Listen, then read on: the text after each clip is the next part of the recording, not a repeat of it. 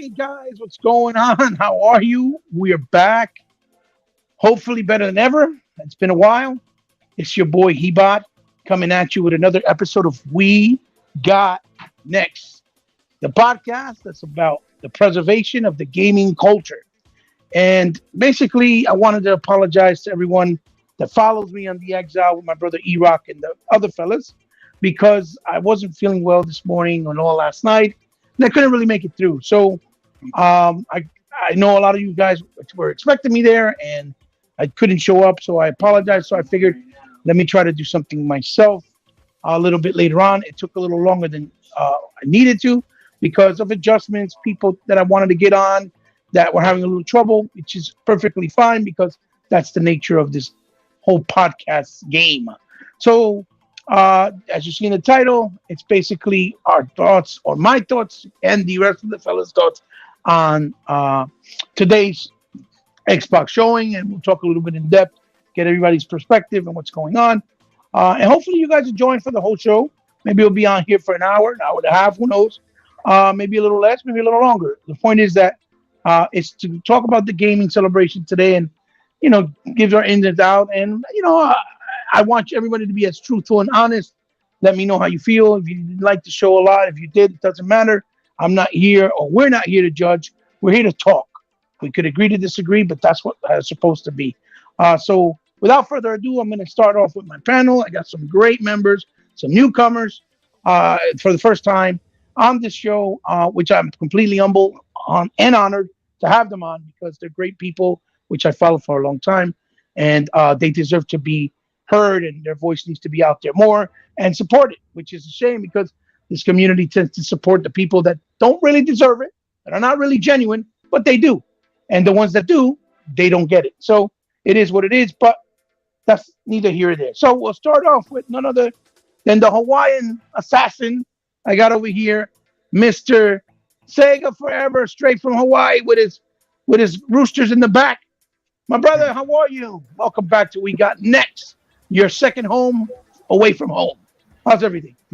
Yeah, man. Thanks for inviting me onto the podcast. It was a great show. I'm looking forward to talking about all the stuff that we saw. And yeah, I'll try and I'll mute my mic on the times that I'm off, just so that you guys don't hear all the roosters in the background. Stop it! That gives the show a whole new dynamic. What are you talking about? Yeah, but it's great to be here. Great to have you as always. This is your home as always. And my next brother from another console, and always great to have him on because he supports all my shenanigans when he wants to have me on, and I make him look bad, and I apologize for that. But my brother Sega, man, how are you, brother? Welcome back to your second home. Hey, how's everything? This is the long running, man. Been waiting to do another We Got Next, man. My brother Hebot's channel, man. I enjoy when we do We Got Next, brother. Just doing well, man. Great show. I believe we had. I'm very happy and pleased, and I can't wait to hear everybody's honest opinions about the Xbox and Bethesda show today, man. It's going to be very, very interesting. Okay, sounds fantastic. Yes. So, I'm glad to have you on as always. This is your home, as always, and I'm glad to have you here because you always have my back, like I always try to have your back, and that's what it's all about. And obviously, the next person don't need no introduction. This is our new brother from another mother, like always, the fabulous and ever so lighthearted, but wonderfully speaking and spoken, Unlimited Productions, where you're going to get nothing but the unlimited truth. So, Unlimited, how are you? Welcome to your second casa, papa. How's everything? Welcome to We Got Next. Hey, everything is great, man. My only problem in life right now is how am I going to play all these games on Game Pass for the next year? That's my problem. Yeah. Otherwise, I can't wait to talk about everything, man. Can't wait. Right. Absolutely. So it's always great to have you here. Like I said, I know I don't get to do these quite often, but when I do, I try to have everybody on. And I want a favor from any of you guys here, like Sega Man or Unlimited. If you can, please send a link to Tuck, because he's in the chat and he told me if you don't send me a link, I'm going to hurt you, Hebot. Okay, So now the show is going to go on till 11:30 at night. Jeez, man. anyway, now I have a person that, to be honest, in my opinion, doesn't really need an introduction if you follow it, because he's a really cool dude. He's funny as fuck. He keeps it real. He always has no malice to anyone. He supports virtually almost everybody, even though they may not even look his way. And he deserves a lot of love and respect. He deserves a lot of love and support because he supports everyone, period, without hesitation, the same way Unlimited did. And you see him all the time in the chats, you see him all the time on Twitter, and wherever you can find him on Facebook. And I think that it's an honor for me, the same way it's an honor for the panel and all of my brothers to have him on, to come and chat for a little bit, doing his debut premiere here for the first time. He's welcome here anytime, just like anyone else that rocks out with We Got Next and Hebot and the boys, because this is what it's about. It's about a brothership, about friendship, about being gamers. So without further ado, I want to introduce you to Craig Simmons. How are you, brother? Hollywood. Hey, what's going on, man? You made me sound like the Goodwill, but it'll. Well, Yeah, if I ain't cooking, man, chilling with the fam, man, I'm gaming, and it's like I said, I play games everywhere, but Xbox is the home, and for you, where I like absolutely. to play. Absolutely. And Craig, go ahead. I'm sorry. No, I'm just glad to be here, man. I appreciate it, man, because it's hard to get me because my schedule is crazy. I get up super early, and hey, I'm glad to be here. Let's go. No, I'm glad you're here, man. The honors are all mine, and I'm pretty sure the fellas feel the same because we like good people. You know what I mean? That's what it's all about. And these guys here, and everybody that you see me around our circle, the reason why we rock out is because we're real to each other. That's the number one rule. That's what we try to do. There's a lot of hypocrisy within the game community. We all know this, and we try to avoid that in our circle, right? Are we perfect? Absolutely not. Do we get on each other's nerves and disagree sometimes? Absolutely. But it's not from a place of malice. It's not from a bad place. It's from the heart. It's just us being human. And because we're supposed to disagree. That is what it's all about. So, Craig, thank you. I'm completely blessed and humbled to have you here. And I'm so glad you took the time and that you had the time because, like you said, I know you're busy and you have a busy schedule. So hopefully we'll have some fun. Let me add our brother Tuck real quick because I see my brother Tuck here. Tuck Master, are you there? Yes, I am, fellas. I'm here. Oh, wow, your mic sounds fantabulous. Hey, Tuck, how are you, brother? Thank you for coming on. Man. So, I'm doing real good. Absolutely, that's fantastic. Here's our brother Tuck. You know he needs no introduction. He's the original pony killer. He hates everyone, and everyone that's a pony hates him. But he has a good heart, and he always likes to show up and extend our shows with a lot of comedy, satire, puppy love, and chitlins and grits in the background. So Tuck always fills in the void where we can't fill it, right? So Tuck, yeah, that's right. Thank you for joining me, puppy. How you doing? I'm doing great, man. Just doing as good as I can do, man. That's about all. Absolutely. Listen, I wanted to apologize to all you guys for not joining you earlier, especially Brother E-Rock and other Zinc.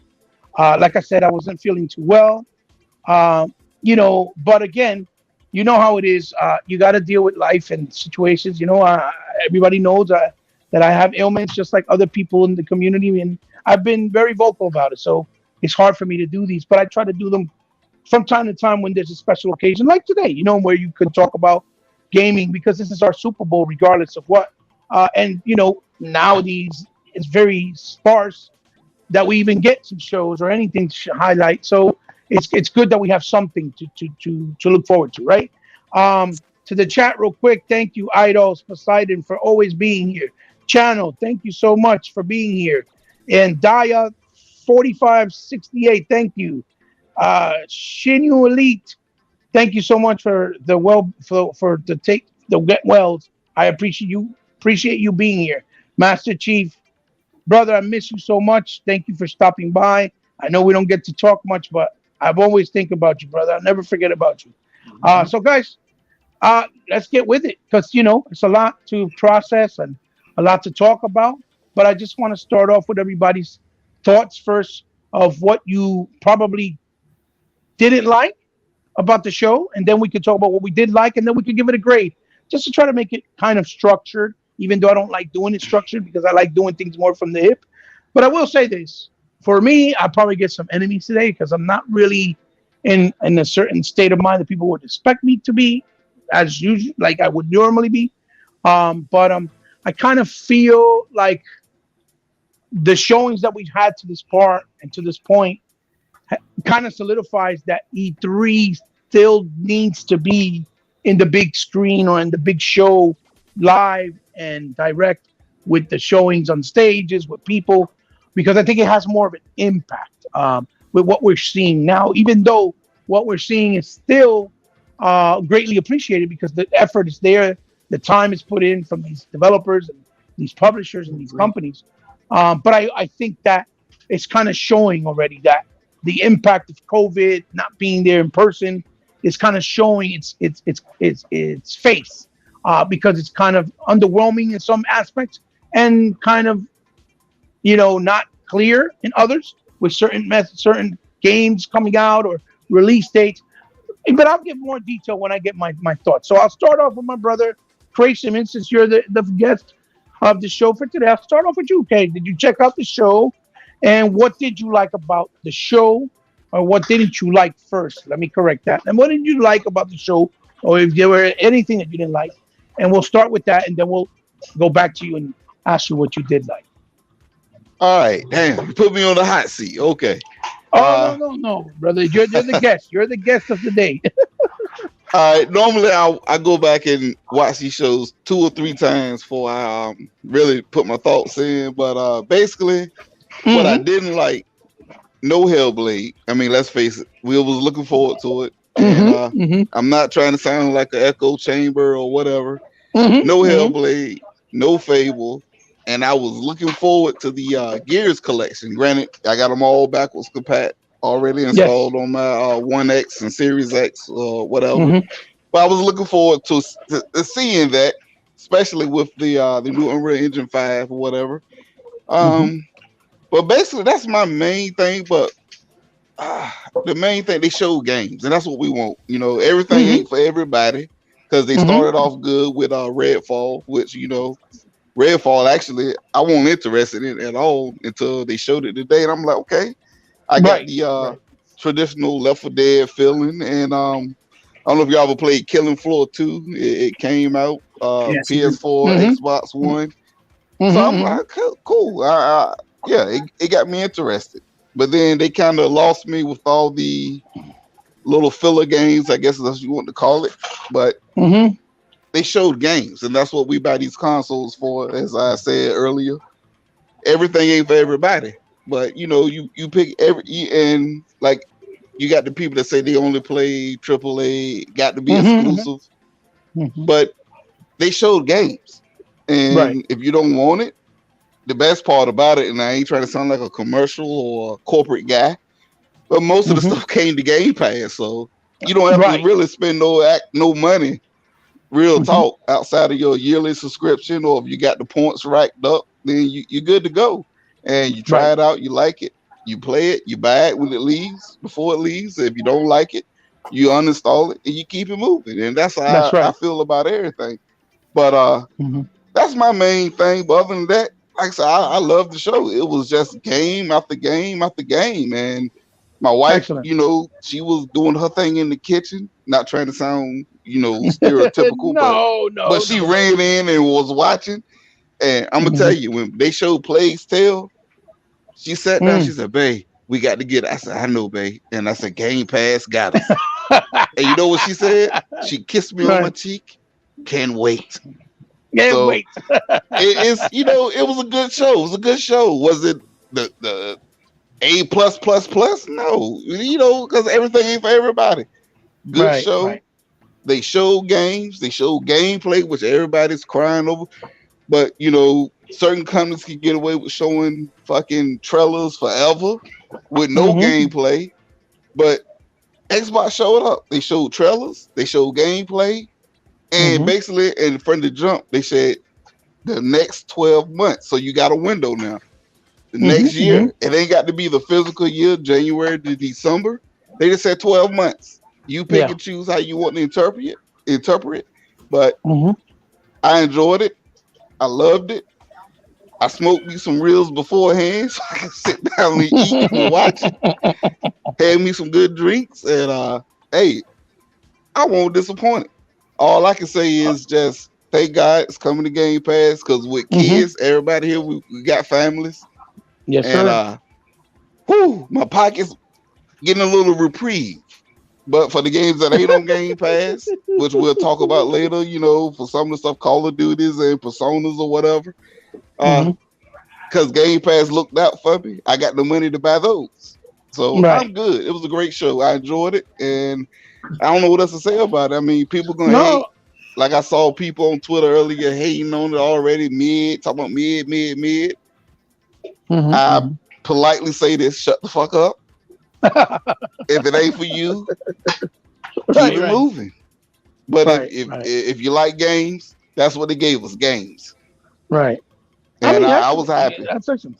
That's excellent. I'll get back to you. You could tell me what you liked the most, what stood out for you the best. So that's the whole point. But great. I'm great. You have some really great points, and you make, you're absolutely right. A lot of the things, make a lot of sense. They showed games. They might not be for everybody. And that's, the gist of it. You could, make arguments that some things have more explanation than others, which I hopefully will give it my points. I'd say my point of view, but that, you're absolutely right. You have some really good, solid points. So I'll get to Brother Tuck, because Tuck is usually straight to the point, and my other gentlemen, they're a lot more vocal and a lot more long-winded. So, Tuck, what did you think about the show, of what you didn't like first, and then later we'll get to what you did like? Well, what I didn't, I'm going to tell you right now, I know how I am. I'm going to say I like the whole damn show. That's all there is to it. I like the whole damn show. Hey, ain't no problem with it. I'm not gonna give them son of guns no ammunition over there at all. I love the whole damn show. They show games. Pledge allegiance to the Xbox flag. Go ahead. They show games. They show games. They didn't show that many ass multiplayer games like that Sony bullshit. No, I'm just gonna tell you like it is. I just love. I love the whole show. Oh, I mean, like Hollywood say, yeah, they make games. They make games not for everybody, okay? But the games that they did show, I love them. Okay. Because that flight simulator, oh my God, that is just mind blowing. I mean, you just can't. Can I say one thing? Yes. Yeah, absolutely. And when they show, because I ain't gonna lie, Flight Simulator looks good. Not my cup of tea. Not gonna lie. It's not my cup of tea either. But when they show that Halo shit, yo, that's all I'm gonna say. My bad. Keep going. But when they show Halo, save it for later. Yeah. Save it for later. We got a long time to go. And I tell you right now, man, when everybody thought that because everybody thought that Team Ninja game was what's the name of the game that you play all the time? Ninja Gaiden. That fighting game. I said, oh my God. I said, that is like, okay, I can get into that. I can get into that real fast. The question was what you didn't like. Then I can't go back to you. Save it for later. You can't say nothing that you didn't like. So there was nothing you didn't like. I can actually say there's nothing that I didn't like. I loved it all. Brother Chuck, you're the biggest Xbox simp in the universe. That's right, damn it. That's right. Xbox and neck bones. Hey, and you know what? And I am not afraid to admit it. I am I'm a diehard X-bodian. Hey, I'm gonna tell you too, man. I love neck bones too, bro. Look, where else can you talk gaming and talk food? Nowhere else but in these type of shows. That's fantastic. Brother Zobi, thank you for stopping by. My brother Peltrex, thank you for stopping by. I'm so happy you're here. KTJ Gaming. Brother, thank you for stopping by. AABB said, what's up, He Beast? Oh, God, thank you. You're too kind. I appreciate you guys all being here for the 13 watching. Now let's go to my brother from, like I said, from this man is always there, always has my back, even when I let him down. He holds no grudges, but he still loves the guy. So Sega man, my brother, what did you like and what you didn't like about what didn't you like about the showcase? Then we'll get to you later about what you did like, if you can, please. Well, what I didn't like is I'm kind of going to capitalize off what our brother Craig Simmons says. I wanted to see more of things that I was really looking forward to, like the Gears collection. I would have liked to have seen that game. See what maybe they'll bring it Tuesday. Yeah, and like the newer stuff, like we're waiting for, like let's say letting us know what's going on with Perfect Dark. Let's get a glimpse of Fable, different things like that. And I could be wrong. Maybe we'll see a little bit more of that on Tuesday. But that was just a couple things I didn't like about that. The indie games, they were, they were okay. You know what I mean? But that's basically he bought what I wanted to see more of, like some more Real Engine 5 things, the Gears collection. And like Craig said, Fable, maybe, knowing what's going on with, Perfect Dark, games like that, brother. You know what I mean? So that's probably about it, I didn't have too much negativity about the show. But yeah, I would like to have seen the Gears thing because, I'm a big Gears head, like Others Inc. and a couple other brothers. But basically, yeah, that was probably about it, man. All right. I mean, it sounds fair enough. I mean, and you have some points. There's a lot of things there that you said that, would have been nice to see. Absolutely. But obviously, for whatever reason, they weren't. And hopefully we'll get to the gist of it and find out why. Yeah. So moving along, my brother Sega forever. You made the time to come in here from all the way from Hawaii to showcase yourself over here with us, because this is your home as well, like always, like I said. But I need you to be as honest as possible. Okay, don't be a simp like Tuck. Honest as possible. and Unlimited, I'm apologizing to you right now. I'm leaving you for last because I know you're long-winded because you have a lot to say. But that's nothing against you. That's because I know how you are, well-versed. You speak very, very thorough. So don't take it personal. Please don't get mad at me. Don't get you mad at your brother Heba. So Sega Forever, really fast. Tell me what you didn't like about the showcase. Let's really quickly, man. I wish Unlimited did go first so I could be like Others Inc. and just pick it up. That's a smart way of doing it. Absolutely.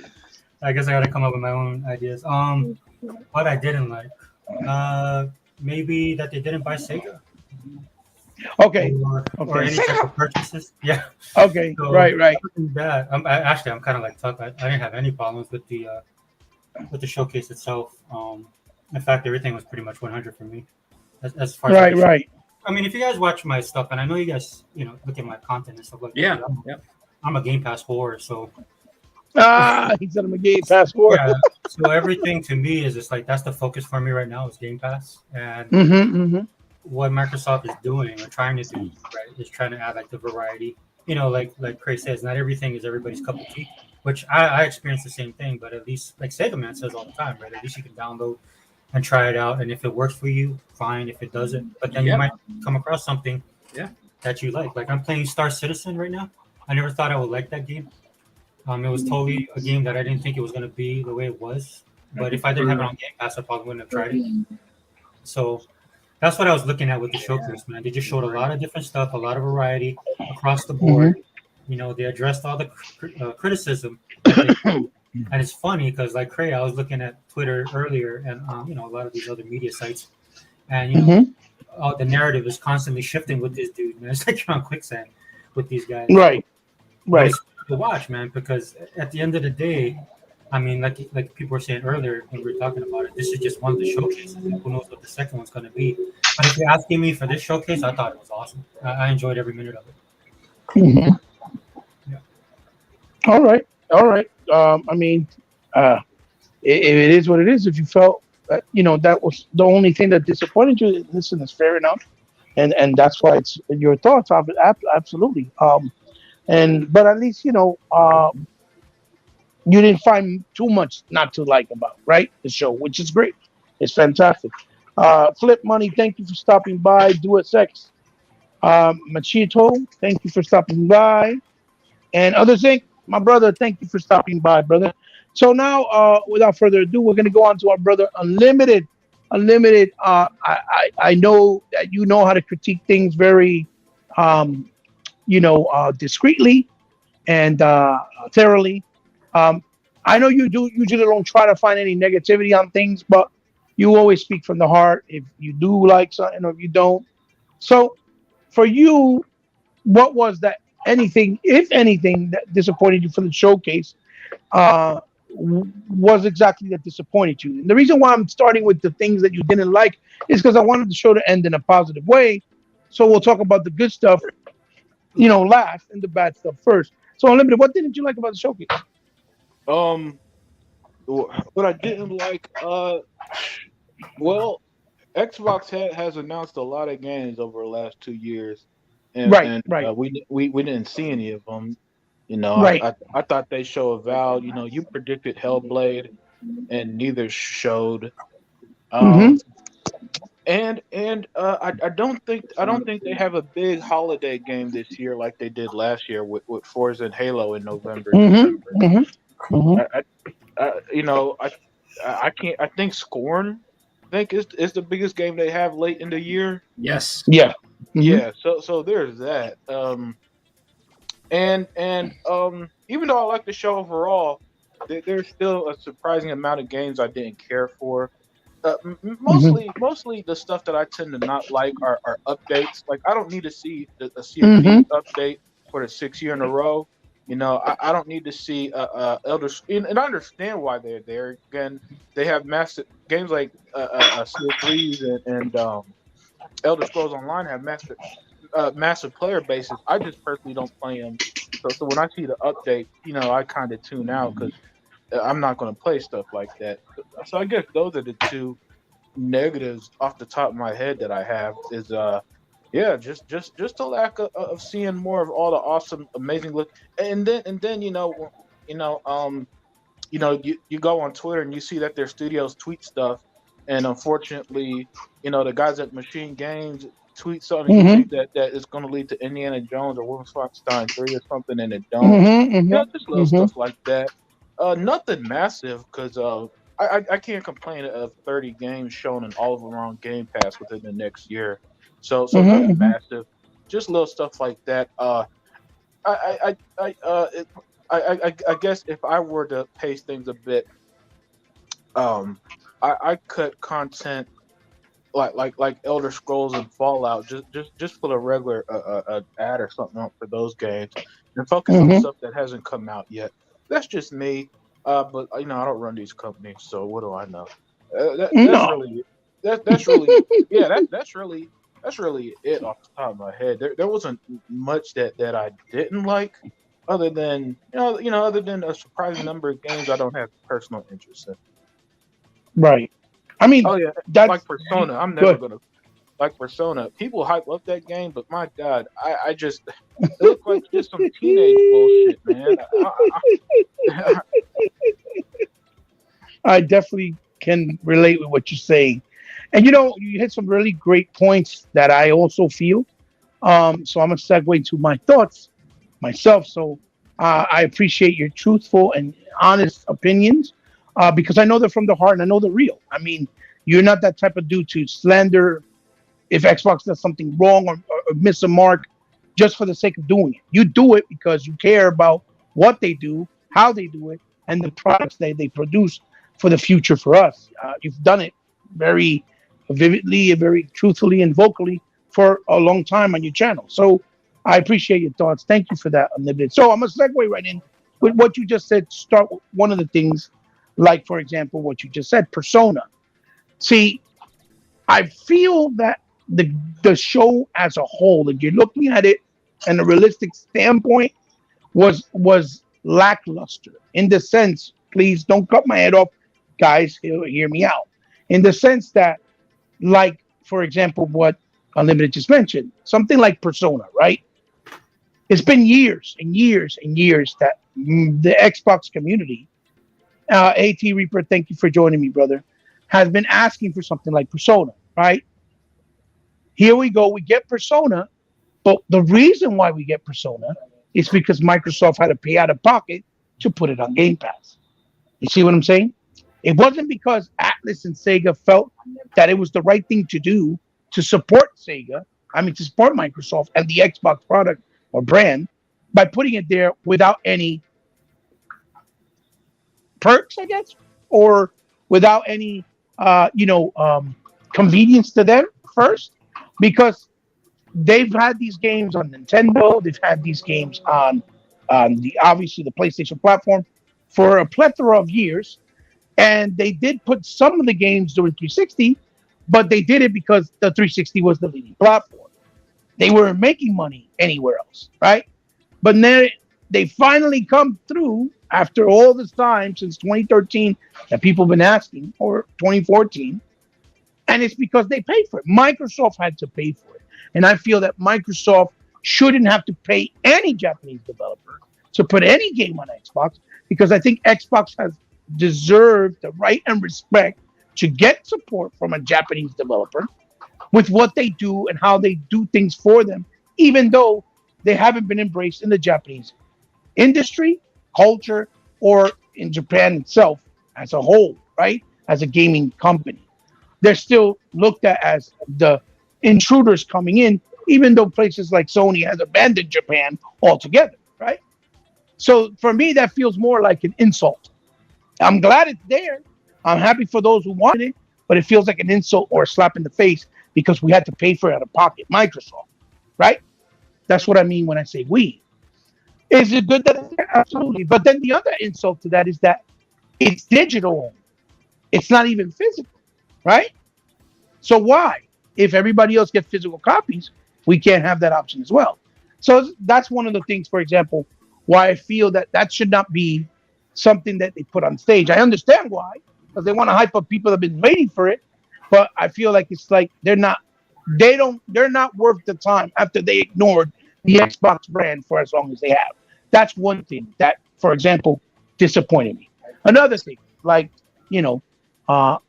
Unlimited said, and the guys before, like Bray and even Tuck pointed out, things like Grounded finally being over and finished and ready to go for September or October, or things like the update for CFDs to announce that there's 30 million players, all those little things like that are fantastic. They're great to announce, but since they do a follow-up show on Tuesday, that's what should be shown on those shows. And cut the time on the main show, because it almost feels like you're just trying to put in fillers to make the show feel longer or grandiose, when in reality, it doesn't really feel like that. It feels like a filler. And then the casuals looking from the outside in, not hardcore gamers like us, that we understand and appreciate the genre. I mean, the gaming culture, and appreciate the effect that we just saw games, like Craig said earlier. We appreciate it because we're gamers, right? But the casual market is a big market. So that market is going to look at it like, oh, what the fuck is this, right? In my opinion, from what I see from people I know that just are looking from the outside looking in, and that market brings in money, and you want their attention, right?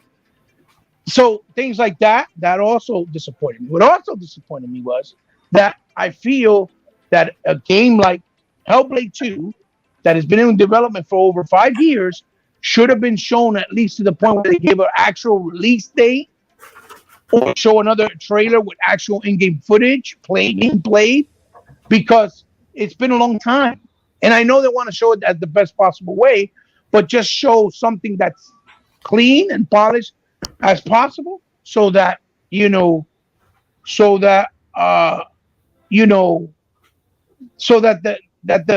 people viewing it can get hyped up for it. Because all that hype that people like Nintendo or Sony do, where they just put a canvas with the name of Metroid Prime coming and they get praised for it, if it works for them, then it should definitely work for Xbox, no matter what anybody says. Especially with these stupid, mainstream media gaming sites that love slandering everything Microsoft does. So I was disappointed they didn't show that. Coalition, they've been in hiatus, quiet. We don't have no clue, and it's been over 4 years since Gears, and nothing's been said. Say something. They did it. Nostalgia. They should have showed some type of nostalgia instead of showing those games that are smaller indie stuff that you could have shown. You should have shown stuff like they're working on, let's say, a sequel to Battletoads since it did so well, according to what the Lala Studio said, or maybe even a Banjo. Just put up a Banjo graphics and say, "Oh, we're making it. It's happening." Something for the nostalgia factor, just to give a little bit because it wasn't really there. And again, I don't mean to sound negative. I'm just trying to tell you what I liked and what I didn't like. All right, from the show. Then the fact that what you call it? Oh my gosh, I lost my train of thought.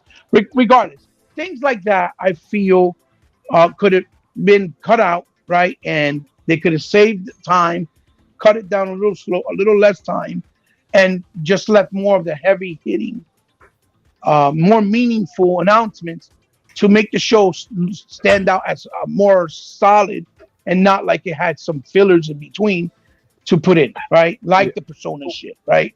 Yeah, but I understand why they do it. You know what I mean? Go ahead. Yeah. Let me say this real quick. And I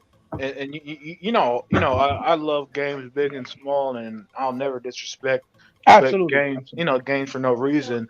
But the reality is, people watch these shows to see updates on the Avowed and the Hellblade. Yeah, that's why the most Avowed, talked about yeah. stuff is Starfield, Redfall, and Forza, more so than even an awesome looking game like Ravenlock, which I think looked fantastic. Oh yeah.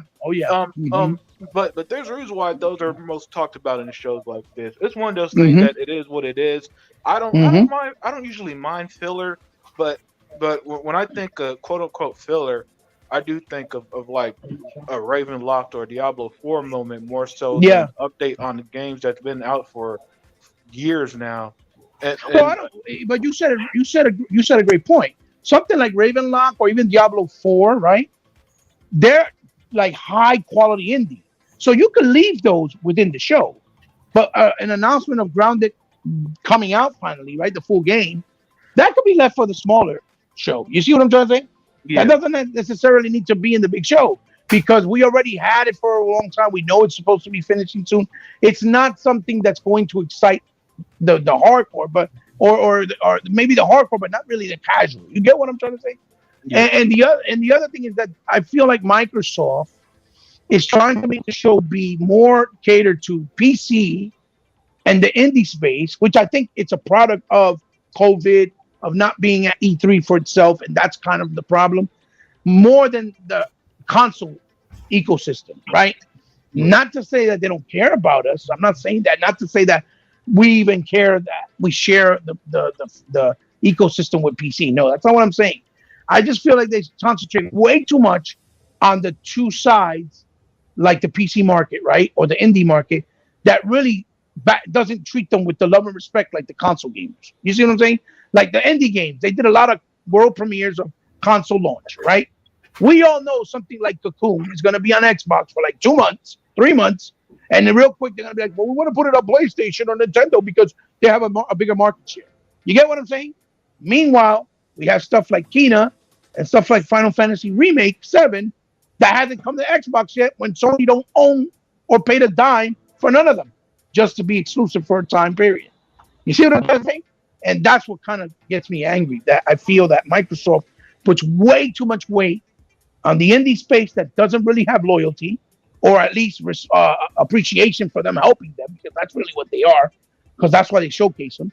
And the PC space that loves just saying, well, you need an Xbox, just get a PC. You get what I'm trying to say? So that's why those things I feel are a missed opportunity, because they concentrate way too much on those. But I think it's because of COVID, it being more digital than anything else. And I think that might change as we go back to normalization with the big stage, with people paying a lot of money going in person. Because like you said, those games like Hellblade or even About, great point, should have been shown. Even a trailer of what the game's supposed to kind of look like. Something, because it's already been announced for a while. You know they've been working on it. And we all here are adults and real gamers. We know that there's no way in hell that somebody like, Obsidian's going to be done with a Valve when they just finished some other projects. We know that. We're not stupid. We're not dumb. We don't hate on Xbox or on any other company just for the sake of doing that. We don't do that. So the fact that we know they just finished something big, we understand that those games that they're working on are going to be a while. We're not stupid. We get it. We get it. But to show it would at least give people that, I guess, sense of, okay, they're still working on it. Everything's okay. Because you know how iffy and how weak the gaming community usually is. They'll be like, oh, that means there's something wrong with it. That's why we heard all these things like, oh, there's something wrong with Perfect Dark. Oh, there's something wrong with Fable. Oh, and it's just rumors, but people run with it like it's real. You see what I'm saying, brothers? Yeah. So those are the things that I didn't like personally from the show. Okay? But with that being said, I want to turn it around, right? And now we're going to talk about the things and the marks of things that I think were good, I think were solid, that look great, and that I think we have more than enough to be grateful and to look forward to for the future of Xbox, of gaming in general, and in the indie space, in the AAA space, and all that stuff. With that being said, so we'll go to you, Chuck, first, since you're always short and sweet. Chuck, what do you love about the show? Even though you already said you loved all the show before, but what did you like about the show, Chuck? Well, I'll tell you right now, one thing I really did like about the show when they showed Forza Motorsports. When they showed that, they showed everything that they needed to do on that game. And it is going to be very intriguing because it's built from the ground up. And they showed us things that we had never really, they're showing different things that we hadn't even seen on a race car game before. And that would be on, the nighttime, the people coming in on the Ferris wheels, showing the festivals and all that stuff in town, and just showing the people going into the stands, and we had never seen that before. So that's going to be something going to be very, and what I'm very, very interested in is that they finally you're talking about the dynamic interaction. That's what you're talking about, right? And then they finally brought back the pit stops. Okay, right. That is a part of racing. That's a part of it. And I love that. I love that. And I also like the what else did I like? I like them showing that the Plague's Tale. Whenever that's gonna come out, I'm so excited when that come out. And it was another couple of things. And I like that ninja theory. It's called Wulong, Master Chief. Right. He just pointed that out on the chat. He said Wulong looked great. Yeah. And it looks good. Because when everybody looked at it, from everybody thought it was Ninja Gaiden. And then I'm like, wow. I said, like, darn, this is blowing everybody away right here. Well, and then when they showed up, it was amazing that it's going to be on Game Pass. Yeah, and it comes out on the what? It comes out It comes out this month. Yeah, no, this year I think. That's what I'm saying. Come out this month. I think come out June. I think come out June 26th and June 23rd. What comes out? The Wulong? No, I don't think fighting game. Yeah, that fighting game. Which one you talking about, Chuck? I'm thinking about that fighting game that comes out. It's called the Wulong, something like that. I think it comes out on the 20 it comes out sometime this month. Ninja? Yeah, I think that's later on in the year. That's later on. No, I think it's in June. I think it's this month. If I'm wrong, if I'm I would have to check, but I don't think I would have to check, but I'm not sure. Yeah, I would have to. Yeah, and then I'm also impressed with Redfall. That was, man, that town, the little town that they showed was outstanding. And and of course, the game that everybody's waiting for, Starfield. I loved it. That show was great. I'm just looking forward to it. Man, they got like a lot of good games I'm interested in too. I'm hoping that I'm right about that one game. I'm hoping that I'm right. I'm not really sure if I'm right or not, but I'm interested in that game. we know your heart, Chuck. You know, whether you're right or wrong, it's not going to matter. We know you mean well, and if you're wrong, so what? Big fucking deal. We're not here to judge you. Right, that's true. You know, that's true it's too. okay. Don't worry about it. It's all good. But that's so, all. brother, You know, there was a whole. I mean, and besides that, the whole damn thing was good, though. Right. Okay. I mean, I'm glad you enjoyed the show, Chuck. I'm glad they did show a lot of cool shit. New and unexpected too. So, well, you know, like Unlimited said earlier, like Ravenlock. I really like that. That's from those guys that did that game. That's a turn-based that looks like Stranger Things called Echo something. It's the same guys, but that looks like an action adventure RPG. It looks really cool. Echo Generation. Echo Generation. Thank you, brother. Say yeah forever. Thank you. So Cray, are you there, Cray? I'm here. All right, brother. Now I need you to tell me all the good things you loved about the show, and don't go back. Don't hold back. Go in again. You know I ain't gonna hold back, but I'm gonna tell you this.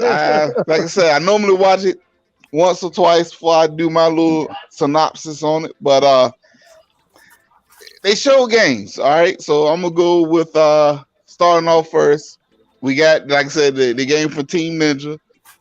I thought it was a Ninja game, but then they showed up Wukong. That shit looked good.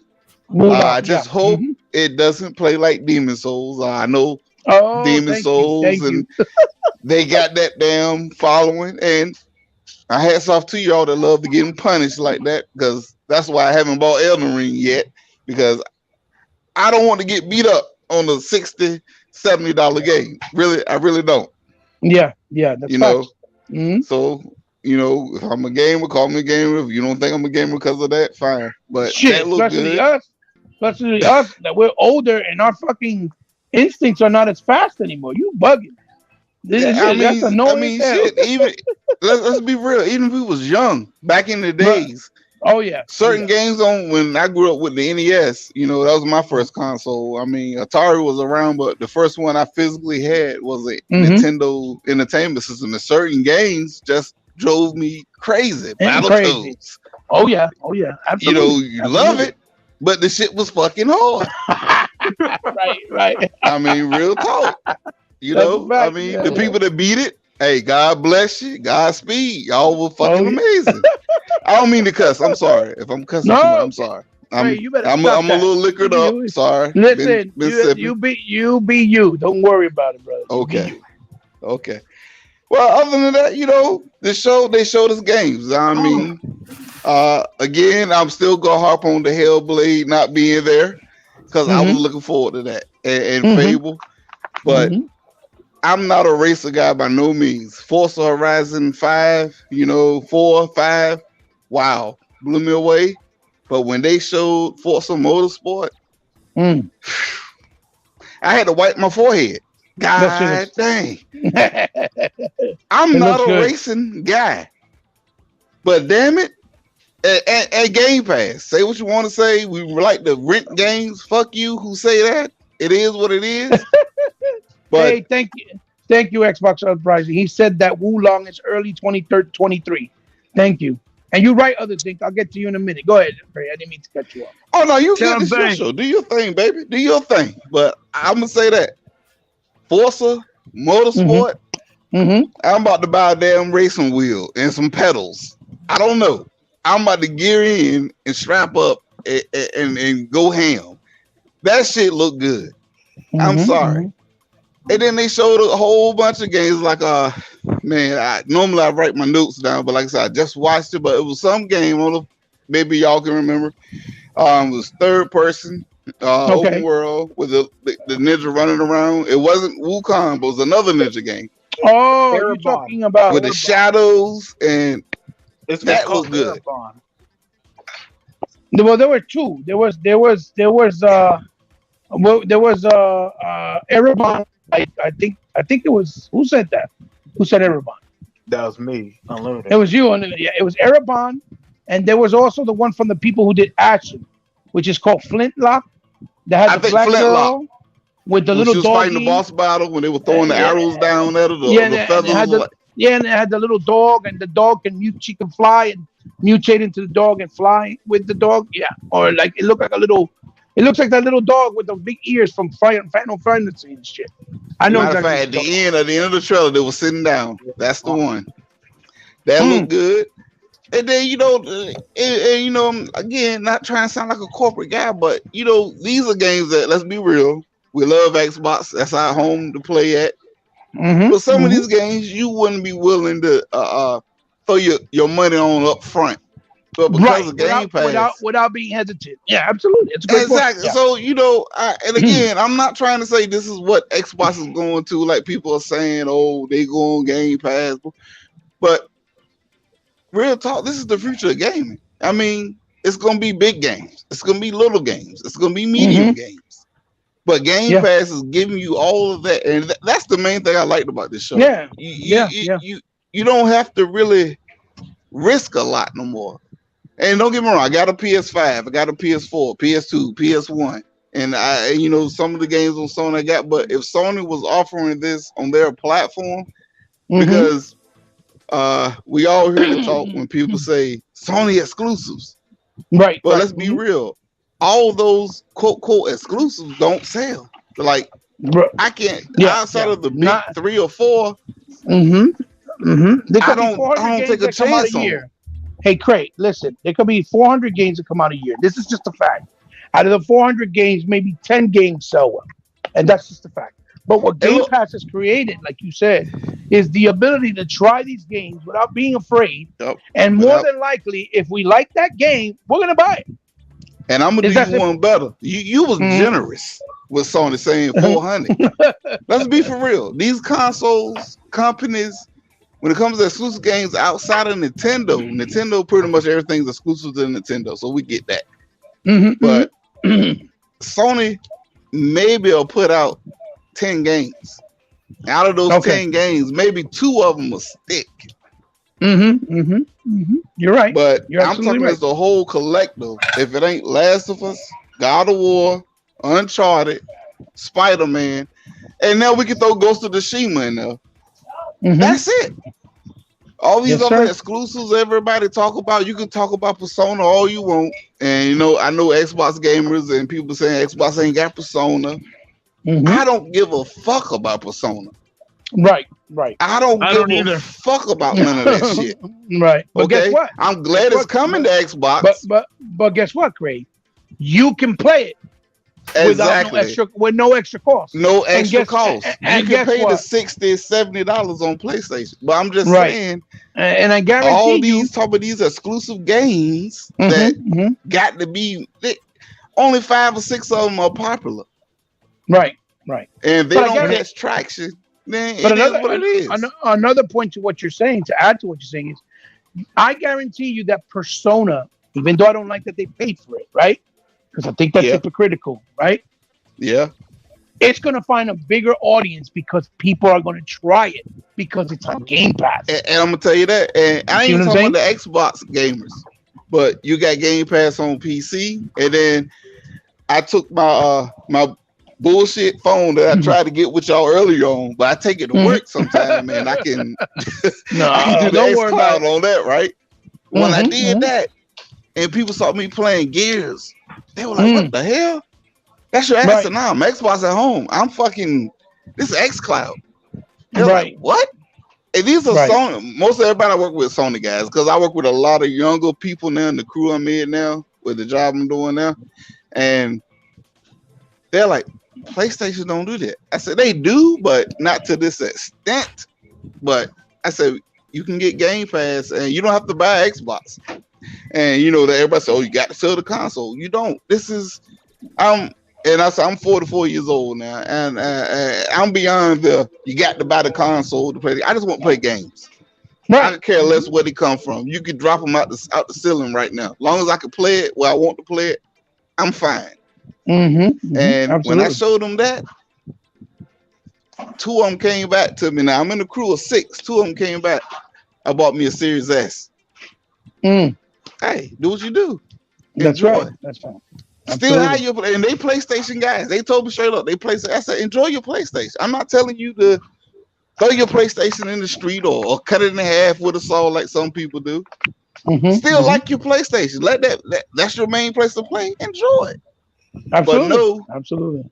this is where you can, get other stuff. Same thing like I do. I'm an Xbox guy first and foremost. I got a PC. I got PS5. Like I said, all the other play. I can play what I want, but Xbox is my home, and that's where I'm gonna play. Right. And that's yo. I tell you right now, once you get I play this. You say you're not in the race car games. Mm-hmm. Well, I do like Forza Horizon 5. Well, that's what he's trying to say. Now, he loves Forza Horizon. I tell you right now, once you get a steering wheel, you ain't gonna go back to a controller. I promise you that.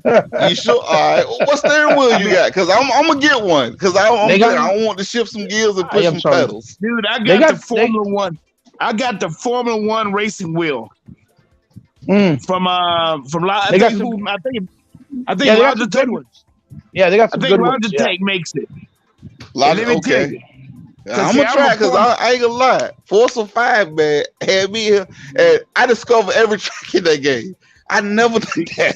Ever. Because see, I am a Formula One racing theorist. I love Formula One racing, and let me tell you. And you talking about the greatest racing thrill that you ever have in your life, especially when you get a damn steering wheel for all of these games. They're just a little pricey. Makes a big difference. Yeah, they're just a little pricey, but if you want to invest and you have the extra cash, they do make a difference. They're really cool. They work well too. They work really well. I'm gonna look into it. Like I said, I ain't a racing guy. I ain't gonna say I'm gonna buy it today, but I'm gonna look into it. You might have to calibrate. You might have to calibrate the steering wheel a little bit, but once you calibrate it right, you ain't gonna go back. No doubt. So Joseph, thank you for showing up also and stopping by. I appreciate you. He has a really cool comment down there. And Master Chief, look what he said. He said, I can't believe we get all these games on Game Pass. There goes my life for the next year. Shit, there goes your life for the next 10 years. What are you talking about? Let me say one thing, because he bought rolling. But I'm gonna say this.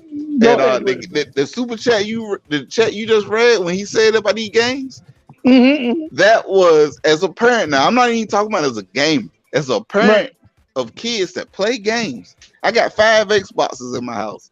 Okay, my kids, because I let them pick. They want to be PlayStation X. They chose Xbox. Okay? Right. To see all these games coming to Game Pass, me and my wife looked at each other and we just laughed. It's not costing us no additional money. Now we got good jobs and make good money, especially in this time. But right now, when that part of 90% of the games said Game Pass, we looked at each other and we had the villainous smile, like that's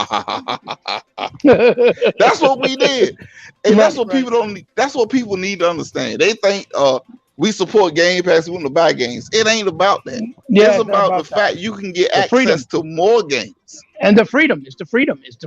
And then, like you said, if it leaves Game Pass, which they do, like Netflix, absolutely, you can buy them at a discount though. Absolutely, another great. Like Streets of Rage, I didn't buy Streets of Rage at all, but when it finally left, guess what? I bought it. It was like $10. You know what I'm saying? Right. Not just one game as a plays tell record. I'm going back to that. And my wife, she doesn't play a ton of games like that, but she loved watching it. But we enjoyed that because of Game Pass. Right.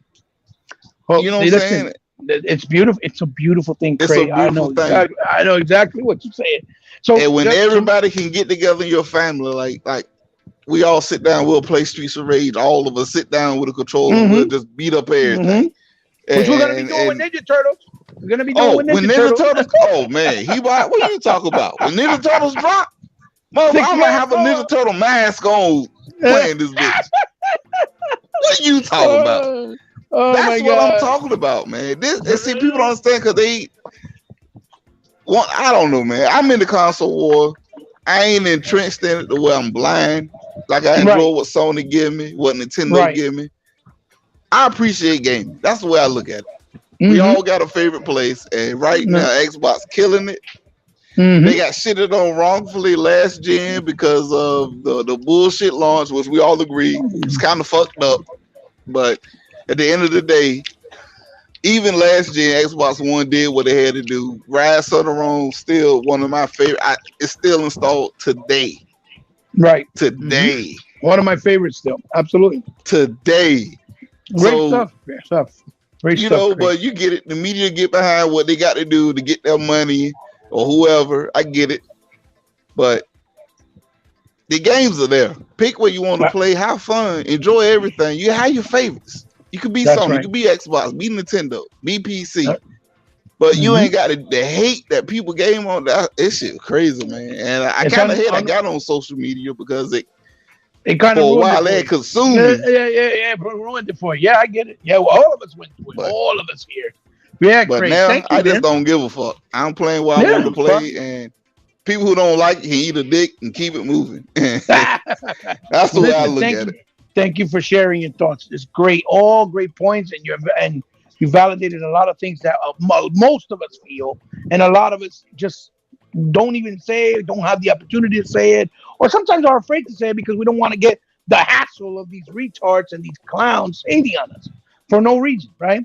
Joseph, thank you again for your kind words. I'm so humbled, man. That's so sweet of you. He says, no problem, Heba. You're a great person, brother. Always enjoy showing up and support you, brother. That means the world to me.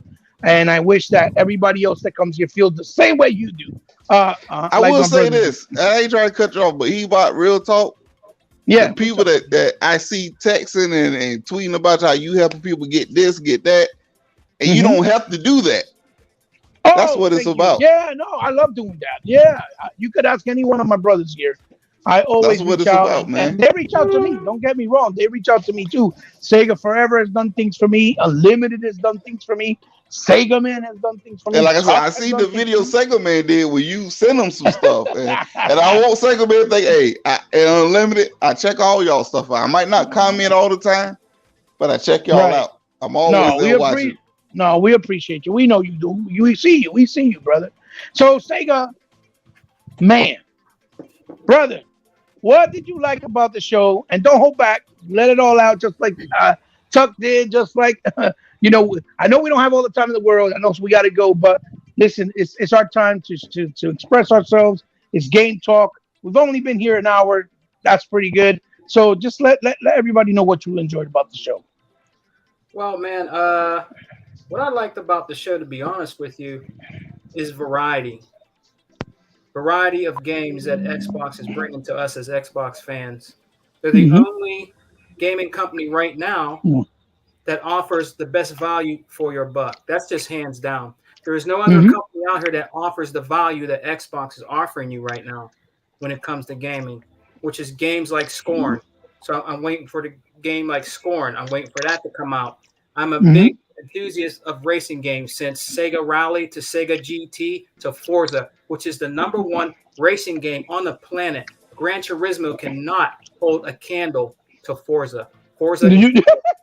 So when Forza comes out, man, Sega Man, really fast. Sega Man, really quick, not to cut you off, but imagine Unlimited. I know Unlimited was probably thinking about this, and so you see Sega GT7 and you saw the new Forza Motorsport, and you're like, really? Like, what the hell? I'm sorry, man. I'm sorry. That's all right, man. But I'm a big racing enthusiast, so I'm definitely waiting for Forza Motorsport. It's not called Motorsport 8. They're trying to start over again. It's just called Forza Motorsport. And I really believe it's definitely worth waiting for to see that game. The environments that they showed in the game, the car damage that they showed in the game. You're seeing a new engine with Forza Motorsport. And also Forza Horizon 5 with the Hot Wheels, which was one of the best things that Xbox ever did for Forza Horizon 3, was adding Hot Wheels to it. It made people that didn't play racing games buy that game and play that game. And it also made Hot Wheels big, gave it some notoriety. You know what I'm saying? When they added that to Forza Horizon 3, and then now they're going to have it for Forza Horizon 5, which is awesome. And what else did I like? Well, just definitely waiting for Scorn. I can't wait to get that. That's a day one buy because I'm into creepy games like that. I really dig games like that. You know what I mean? And The flight simulator. I'm going to try that out with the Halo, the Halo plane, the ship. You know what I mean? So yeah, that's going to be really, really cool. You know what I'm saying? So basically, that's what I'm waiting for, and hopefully to hear some more stuff about the Gears collection. Maybe we'll hear some more about that on on Tuesday, man. But yes, they could have did some different things, but hands down, guys. I mean, it's just the best value for your buck. You're getting a lot of games in Game Pass, man, and I think a lot of people are actually went away from the show feeling confident and just feeling happy about what we're going to be getting coming to Game Pass day one. All these big games. Yeah, and to answer the chat room's question about that DLC, for example, like Hot Wheels, it's free. It's in a free expansion, I believe. Oh, the Hot Wheels. I think when I pre-ordered it, I got the DLC that is going to be free for whatever they had coming up. Now I'm not sure if it's free now unless you pre-ordered it at the time when I pre-ordered it when Tuckmaster did, which you got to play the game early, and you also will get the DLC for free because you pre-ordered it early. You know what I mean? You got early access to the game. So yeah, man, it's gonna be great. It's gonna be great, man. I think we're gonna have some more surprises. To be honest with you, Tuesday. They're not done yet. You know what I mean? So again, before I close out and let one of the other brothers go, you're not gonna go nowhere else in gaming, man, for the best value for your buck. Game Pass right now, Ultimate Game Pass is killing it, and they show more games than any other company out there that has a gaming system right now. You know what I mean? Right. So, almost every game they showed, brother. Almost every game they showed, I believe, was on Game Pass. Almost like 90%, I would say. Yeah, it seemed like almost every single game. You know what I mean? It ain't for everybody. It's not everybody's cup of tea. But the best thing about Game Pass is curiosity, and that means trying the games out. If you don't like the game, you don't have to purchase it. You don't have to buy it. You just download it. If you don't like it, you uninstall it. So right. That's the best thing about Game Pass. There's games in there I didn't like, but at least I tried them out because I'm trying to get my money's worth. You know what I mean? So that's what I do. But the closeout, man, I just really waiting for Score, and I can't wait to see it. I've been waiting for that for a long time. A Plague's Tale, can't wait to try that out. You know what I mean? And then maybe we'll get some surprises with Hellblade. Maybe we'll see something, man. So it's definitely worth waiting for, man. So that's my good opinions about the show, brother. What you like? Oh, all right, that's what's up. Sir. Thank yes, you. Sir. Yes, sir. I'm glad you had a good time. I'm glad you found a lot to look forward to, like probably most of us here as well feel. My brother, Sega Forever.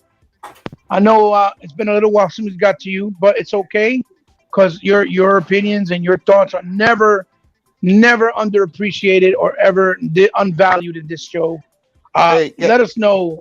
Go ahead, Craig. I got to jump in. Yeah, my wife gave me the stink eye, so I'm ready to jump off because we got to do family time. But I appreciate no worries. No, thank you for coming on. No, I won't try to interrupt nobody, but I'm sorry. No. I got to get up early in the morning, so no, don't worry. Let people know where they can find you, Craig. Please go support him because he does a lot of honest, kind-hearted stuff from the heart, and he shows that he cares. He loves gaming, and he's criminally underrated, undersubscribed, and undersupported. And I attest to that. I mean, I hate that he don't get support. Go support him. I do this for fun, so it is what it is, man. People find me, they do. But Craig Simmons, Gaming TV on YouTube. It is what it is. I'm there. Twitter, JMS Jamie, you'll see it. But other than that, man, thank y'all for having me on, man. Just love talking with gamers, man. I love this shit. It was a pleasure having you on, brother. The honor's ours. Trust me. Appreciate it, making the time. I gotta get up 3:30 in the morning, so we're gonna watch the movies. We've been doing it with the kids and stuff, and family. Family, but comes I first, appreciate brother. it. Thank be blessed. Yes. All right, be blessed, Bobby. Have a good night. Brother. Hopefully, this will be one. It'll be one of many. You're invited here anytime. Hey, Craig, before you go, Craig, I need you to do me a favor, man. What's up? I need you to school Tut on how to cook some gristle burgers, some oxtails, and some pig feet, Well, man. I can tell you this. Somebody to show him, man. I can tell you this. When it comes to oxtails, I got you. But I'm pretty sure Tuck know how to cook some oxtails. Because he country just like me. You know how we do. But Yes, sir. Hey, Craig, we got a battle on that, man. Oh, well, hey, what's up, Tuck? Hey, we can do a one-on-one, man. Because I'm gonna tell you right now, my old lady, don't let her fool you. She cooked some oxtails. Oh my God, had my toes I ain't turned. talking about her. I'm talking about you. Oh, you talking about? Oh no, you ain't ready for me. You gotta go through my old lady first. Okay, sounds good. But that's what we Okay. do, player. But yo, All Have a right. good. Thanks for coming by, brother. All right, man.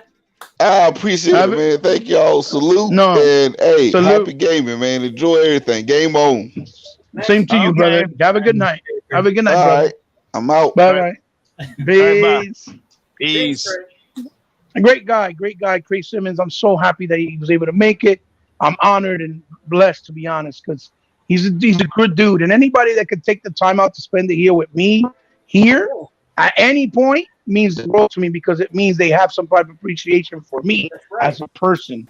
So thank you guys. That's in the chat. Thank you guys. You guys are on fire. Spike IT, thank you so much, brother, for stopping by. I see you. You guys having great conversation. Keep it up, because I see everything. You guys are having fun. I love it. So sake of forever, like I said, like your opinions and thoughts are never underappreciated or devalued here in any way, shape, or form, no matter how late you go or how early you go. So please let us know what you liked about the show, and what you was, any highlights or what really stood out to you. Yeah, first off was Redfall. I really like that. What they showed in that gameplay, because I like the trailer that they did last year. Coming back to the game, and then of course it got delayed. So it was cool that they actually showed gameplay for the game. Because I'm a huge fan of Left 4 Dead. So Okay. yeah, because I used to play the crap out of Left 4 Dead and Left 4 Dead 2. And then Game Pass now has Back 4 Blood, which is a really great game. I enjoy that game as well. But it's not it's made by the same guys who did Left 4 Dead. But it's kind of the one thing that I saw in the Redfall trailer was the banter, right? And the way they communicated with each other. And that's one thing that I love about Left 4 Dead the most, because you actually buy into the characters a lot. So Redfall for me was really, that was I knew I would like the game, but I really liked what they showed. Right. Then I'll push back a little bit on the as far as the other stuff they showed. Again, not everything, because that's one of the things I've been having problems with in the gaming community, man, especially lately. Just how much emphasis people put on AAA games. Yes. I'm not saying that AAA games are bad, or that they're not necessary. But we deal with the group of people that think AAA games is the end all and be all of all. Right. Absolutely. Well put. Right. Being an old school gamer like I am, I grew up with like 8-bit, So I think some of these dudes need a little bit of perspective. And then on the other side of that, for a lot of these games, man, if you guys are just focusing on AAA games, dude, you guys are gonna miss a lot of good gaming experiences, right? Like, I know we have Game Pass, which is, as Sagan said, the great thing about Game Pass is the value, but it's also, this is what Sarah Bond always pushes, right? It's the access, right? Because a lot of us probably wouldn't buy these games. For a gamer like myself, I know what I like and what I don't like, and I'm willing to take that chance. But then people aren't hardcore gamers like we are, right? People are like kind of just plug and play gamers. If we're all being honest, man, I hate to say that, but I have to say it because, for what Microsoft is doing with Game Pass for a lot of these games, like if you look at Overwatch 2, coming, and then with Riot Games coming and stuff like that, they're looking at the bigger picture. And that bigger picture for me, the thing I like about that the most, I don't need you to praise Xbox. I don't need you to really care about Xbox. I know what I like to play. I'm an Xbox dude. I've been an Xbox dude since 2013, like a lot of you guys do. And we made it out of 2013. We survived 2013, 2014, 2015. And if you still stuck around, man, you hardcore. You bleed green. Because a lot of the other guys we know, they fell away, right? And you got some of these guys trying to come back into the community and stuff like that. But for me, man, if you're going to have whatever feelings you want about Xbox, all I really care is that you subscribe to Game Pass. That's all I care. So if they need to get Riot Games, right, which I'm interested in checking out. Right, I used to play Overwatch all the time with my kids. I'll probably start playing it again because my daughter's interested in getting back on Overwatch 2. So there's some games that I do like Persona. I've never been a really big Persona fan. Nothing against Persona. I had one of the fighting games from back in the day. I think it was on the 360. And the only reason I had that game is because I really like the what's that Arc Systems game, dude? It was a 2D fighting game, man, and that was back in the renaissance of 2D fighting games, and I actually just like the art style more than anything else. So if whatever they need to do to grow Game Pass, man, like I told you guys, I'll be whoring for Game Pass all the time on my videos. I don't do a lot of videos, but if you watch my videos, man, you'll find a definitive theme in my videos, and that's Game Pass, right? Because like I said before, man, Game Pass is like that great equalizer. A lot of the stuff that we're experiencing now is because Microsoft came up with Game Pass and it's changed the narrative. We don't have to deal with these ponies like we have been all the other years, right? Because every time these guys say something about Xbox and Microsoft, the answer to that is Game Pass. I think 100 said a really cool thing on Twitter one time when these guys were saying, "Oh, where's your exclusive? Where's your exclusive?" And then 100 came back and said, "Game Pass is our exclusive," and that's the truth. So whatever it takes for them to grow that subscription, because to your point, bro, like you're saying, like how can this really help or whatever for Game Pass and stuff like that? It's just market share, bottom line. If we have like 25 million, maybe 30, 35 million subscribers now, if it hits 50, that's great. If it hits 100 million, dude, it's game over. It's game over, dude. Microsoft will dominate because they have the market share. Then you have all these guys that there's still dudes out there saying that Game Pass is going to come to PlayStation 5. And I'm like, dude, why would it come to PlayStation 5? PlayStation has its own service, right? That's number one. Number two, dude, I don't think half these games would run on PlayStation service, right? So there's still people that think that's going to happen. But once Microsoft owns everything, it's over, dude. They don't need to put any place, unless out of the goodness of their heart, because Ron Bill's a nice guy. But if Microsoft pulls that market share, dude, they don't have to worry about anything. And then all these, like you were saying about the Japanese games and all that kind of stuff, they'll come. Because these guys, the people in Japan right now, we see it on Twitter, they're buying Xbox Series S's. And for the first time, I think this past week, they actually sold 10,000 units of Xbox. Yep. So that's the first time they did that in for a long time. And the Japanese gamers, Very long time. Yeah, they know this. They're cognizant of it. So you just keep on, Microsoft just needs to keep on doing this to get that market share, dude, and you don't have to worry about it. All, like the Atlas and the Koi's and all these other Japanese developers that like to stay in their little, they like to stay in their little part of the gaming world. Dude, it's just like Microsoft would have like the white fleet, man, and they just come into the harbor in Japan and just open it up forcibly. Because they won't be able to ignore that money. They just can't. Anyway, that's my 2 things. So.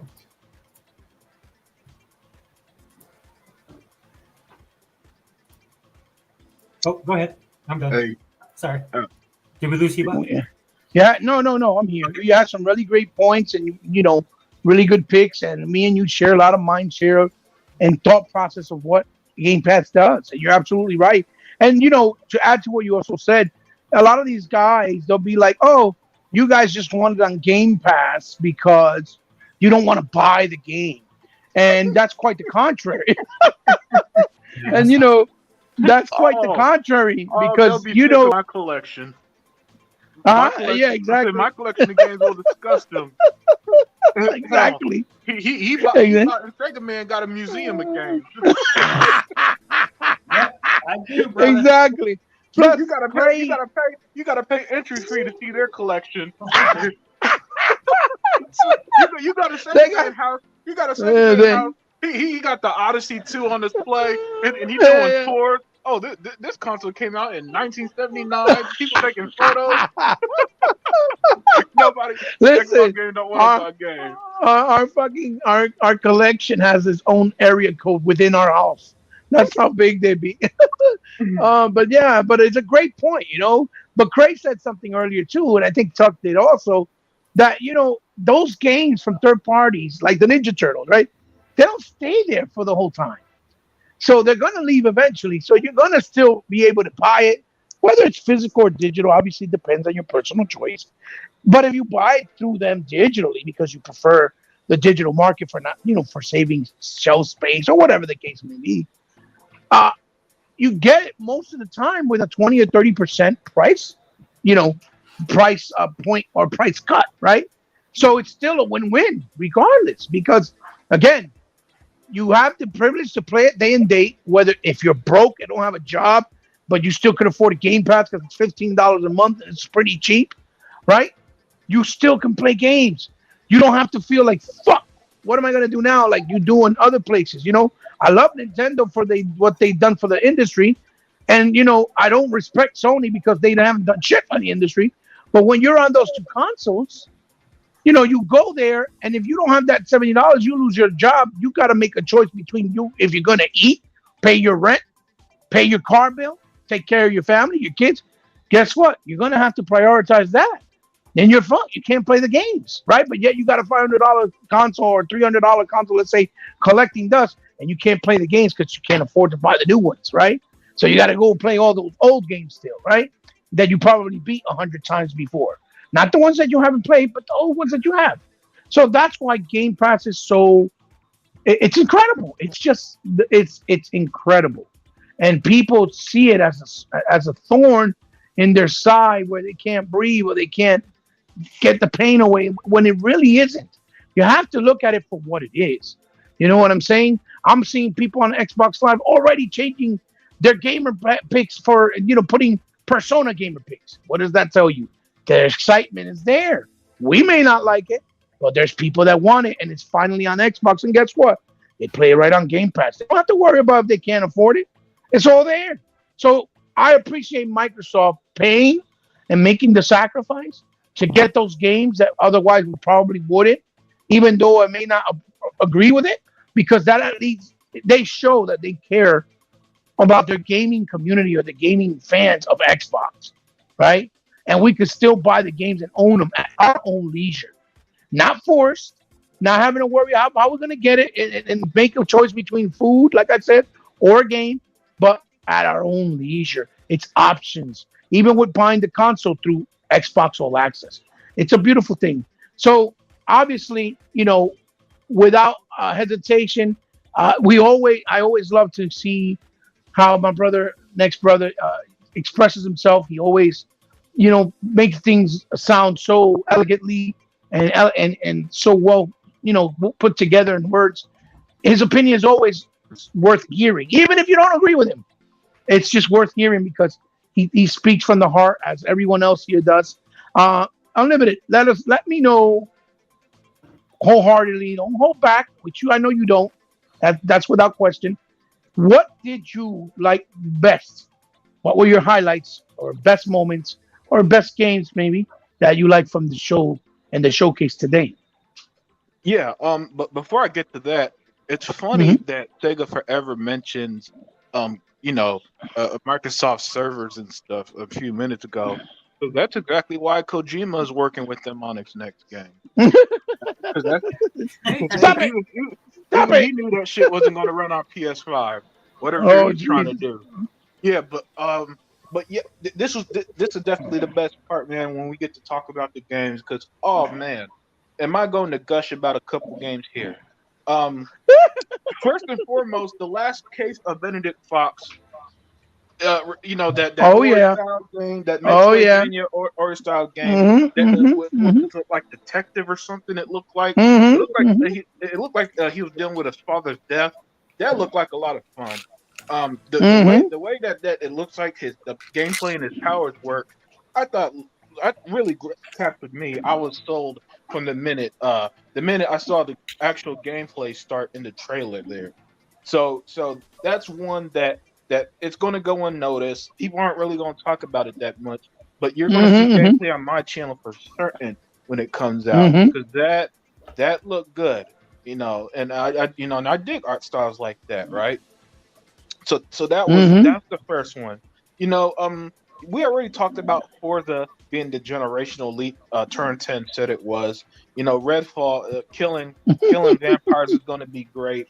But I want to talk about Ravenloft. Ravenlock. This game is my surprise hit of the show, and I haven't been this attracted to a game with this style. I mean, since Alice Madness Returns, one of my favorite action adventure platformers ever. Good game. Oh yeah, fantastic game in my opinion. This game gives me that same vibe with these Alice in Wonderland like creatures. Yeah. They showed this mechanical boss that looked awesome. You had the giant white rabbit. and then the gameplay elements they're showing where you could upgrade to throw fireballs and stuff with her sword and shield, and she's fighting like this mushroom pumpkin thing. This game is not only day one; it's going to be a game that you're going to hear me talk about until it releases next year because everything about it looks lovely. The gameplay, Oh yes. the gameplay looks unbelievably fun. The art Oh style, yes. what is cool because in the trailer she goes into the this picture, right? So her character model is different from the art in the game, which Yes. I think Yes. is a really cool way to make Yeah. your main character If you stand out. notice, her character model is fully rendered in polygons, Yeah, and then everything else in the environments look like Minecraft pixelated, 8-bit, yeah, but well, in 3D. yeah, Mhm. exactly. So it looks better than Minecraft. No shot to Minecraft, of course. But so Ravenlock is this was the biggest surprise to me. I was not expecting to fall in love with a game this hard, this fast, just based off of what I saw. I cannot wait to play this game. I'm glad it's day one on Game Pass, but it's going to be in the same situation of a game like Children of Morta, where I bought the game even though it was on Game Pass anyway, or Outriders, where I did the same thing. Right, because that's Right. how good this game look. Mhm, It's right up my alley with the type of games I tend to love and enjoy. So Ravenlock, that game gets the unlimited production seal of approval. Seal Right of off the bat. Real quick, Unlimited. Real quick before you keep on. Look, my brother Faze is passing by. Yeah, we love you too, brother. He says, "Happy Xbox Day. Love you guys, the Xbox family." And look at Flip Money, the character. Look at Flip Money, the character. Look what he said. He bought. Did you know gaming engine that's powering Starfield is from the pony's tears? It's true. It's so stupid. And then we got Brother Channel. He goes, "I haven't been this attracted to a game since Sega Man saw Miranda." Yeah, man, still trying to get in those draws. And then, of course, other thing comes in with the 1-2 punch. Miranda Lawson is perfect. Go ahead, Unlimited. Keep on. That's a shout out to the chat real quick. Yeah, man, the chat is always hilarious. And you're right. Yeah. You're right, T Reaper. Marrow, the other one, the Elder Scroll, does look beautiful. It does. Yeah. Yeah. Go ahead. Oh, where was I? Oh, yeah. Jeez, man. Wulong, even though we didn't see the gameplay, had a very interesting trailer. And like Craig Simmons says, I hope it's not a boring Dark Souls clone. Oh yeah. Fan, a massive RPG fan. Can we get more RPGs like Kingdom of Amalur, Fable? Right. Like even like free roaming. Yeah, I know what you're talking about. I know instead of these Dark Souls clones that are almost never fun, and you know just. And they never do it right. I'm just so sick of them personally because there are a lot of them. There are fucking lot of them. There's too many. It's overkill right now. Yeah. Hopefully, Team Ninja's making a hack and slash game because that's the type of genre that needs to come back, man. Especially after playing Samurai Jack and Bayonetta and Ninja Gaiden recently. Hack and slash genre has been, the hack and slash genre did not have a good 8th generation. And so hopefully now in this era we'll get a return reform with them. So that's what I'm hoping out of that. And then obviously I'm going to praise the fuck out of Starfield. Anybody who's watched any of my videos ever knows what kind of games I like the most. And Starfield was one of my most anticipated games from all of Xbox Studios. And then also love games like Mass Effect. I'm a Star Trek fan. The classic Star Trek, not this bullshit they got now. Right. I'm a Star Trek fan. Mass Effect is my favorite, one of my favorite series in all of gaming. So to see a space-based RPG that looks this gorgeous, that's this ambitious, where you could pretty much do anything you want, even create your own spaceship. It's funny because as I was listening to y'all, IGN put up a video trying to compare Starfield to No Man's Sky, right? But the problem with that is that they're two different genres. Starfield is infinitely more ambitious than No Man's Sky, and just because both of them if we're going to compare every single game in space, then no game stands a chance with anything. Because if that's the case, let's compare every God of War to every single game that has a god, some form of mystical god in it, right? Or let's compare Horizon. Well, Horizon Zero Dawn is literally every fucking game combined into one boring shit. So I can't use that as an example. Well, let's compare Spider-Man to every single superhero game, then it doesn't feel original either. So if we're gonna go that route, you know, I will dismantle that argument I didn't try to pull today in a heartbeat. So yeah, Starfield was right. Yeah, Starfield Fallen Ravenlock was just the mind-blowing game I came to expect. I understand why it was delayed till early next year. It sucks I'm not going to play in November, but my goodness, am I going to have a ton of fun with it next spring or January, whenever it said it's coming out in 2023, right? So those are the two games.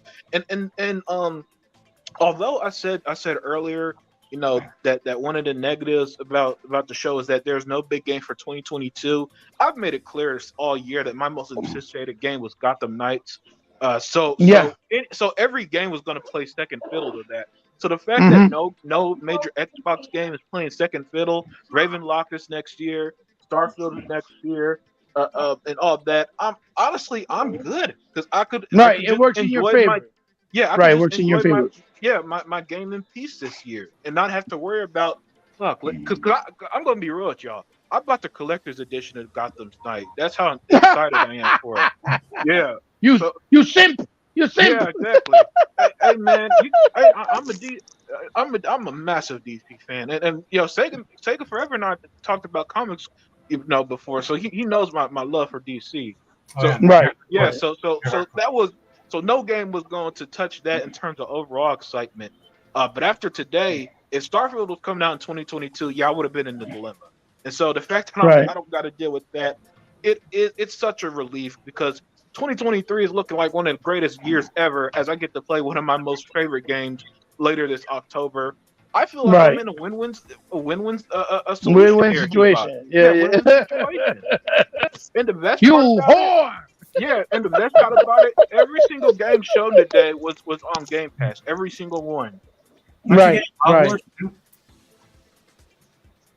that? Aren't you gonna go get Hogwarts as well? Yes. Hogwarts looks good too. That's another. I'm a bigger DC fan than I am Harry Potter, so that's why you see me praise Gotham Knights like it's the greatest thing ever. Like nobody's business. Yeah.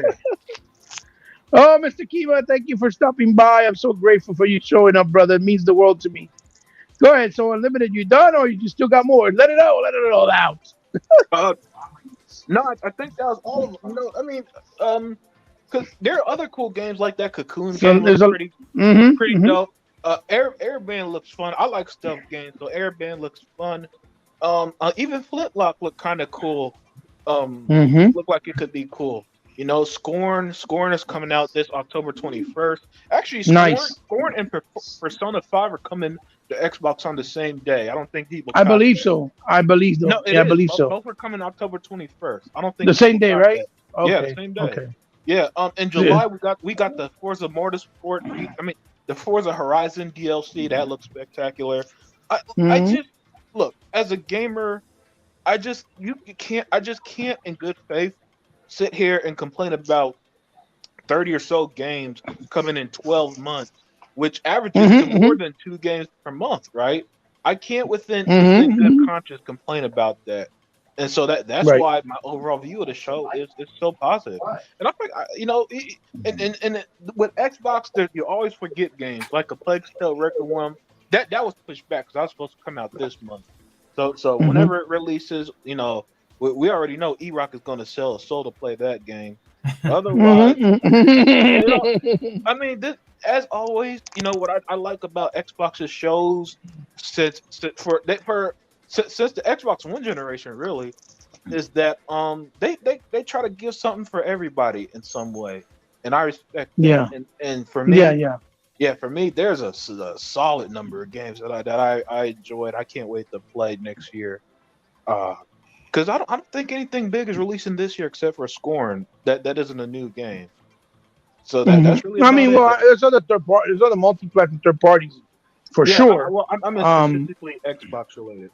From the show, because it is exclusive. For even though I think it's a timed exclusive because it's a constant launch, but still, regardless, it's still an exclusive, right? Yeah. Well, usually if it's not first party, it's timed exclusive. Mm-hmm. Yeah, and So I do you know it's Xbox timed exclusivity is always weird because, for example, Tunic came out in March, but by November it's going to be on PlayStation. yeah, That seems a little yes, they sad need to to. me.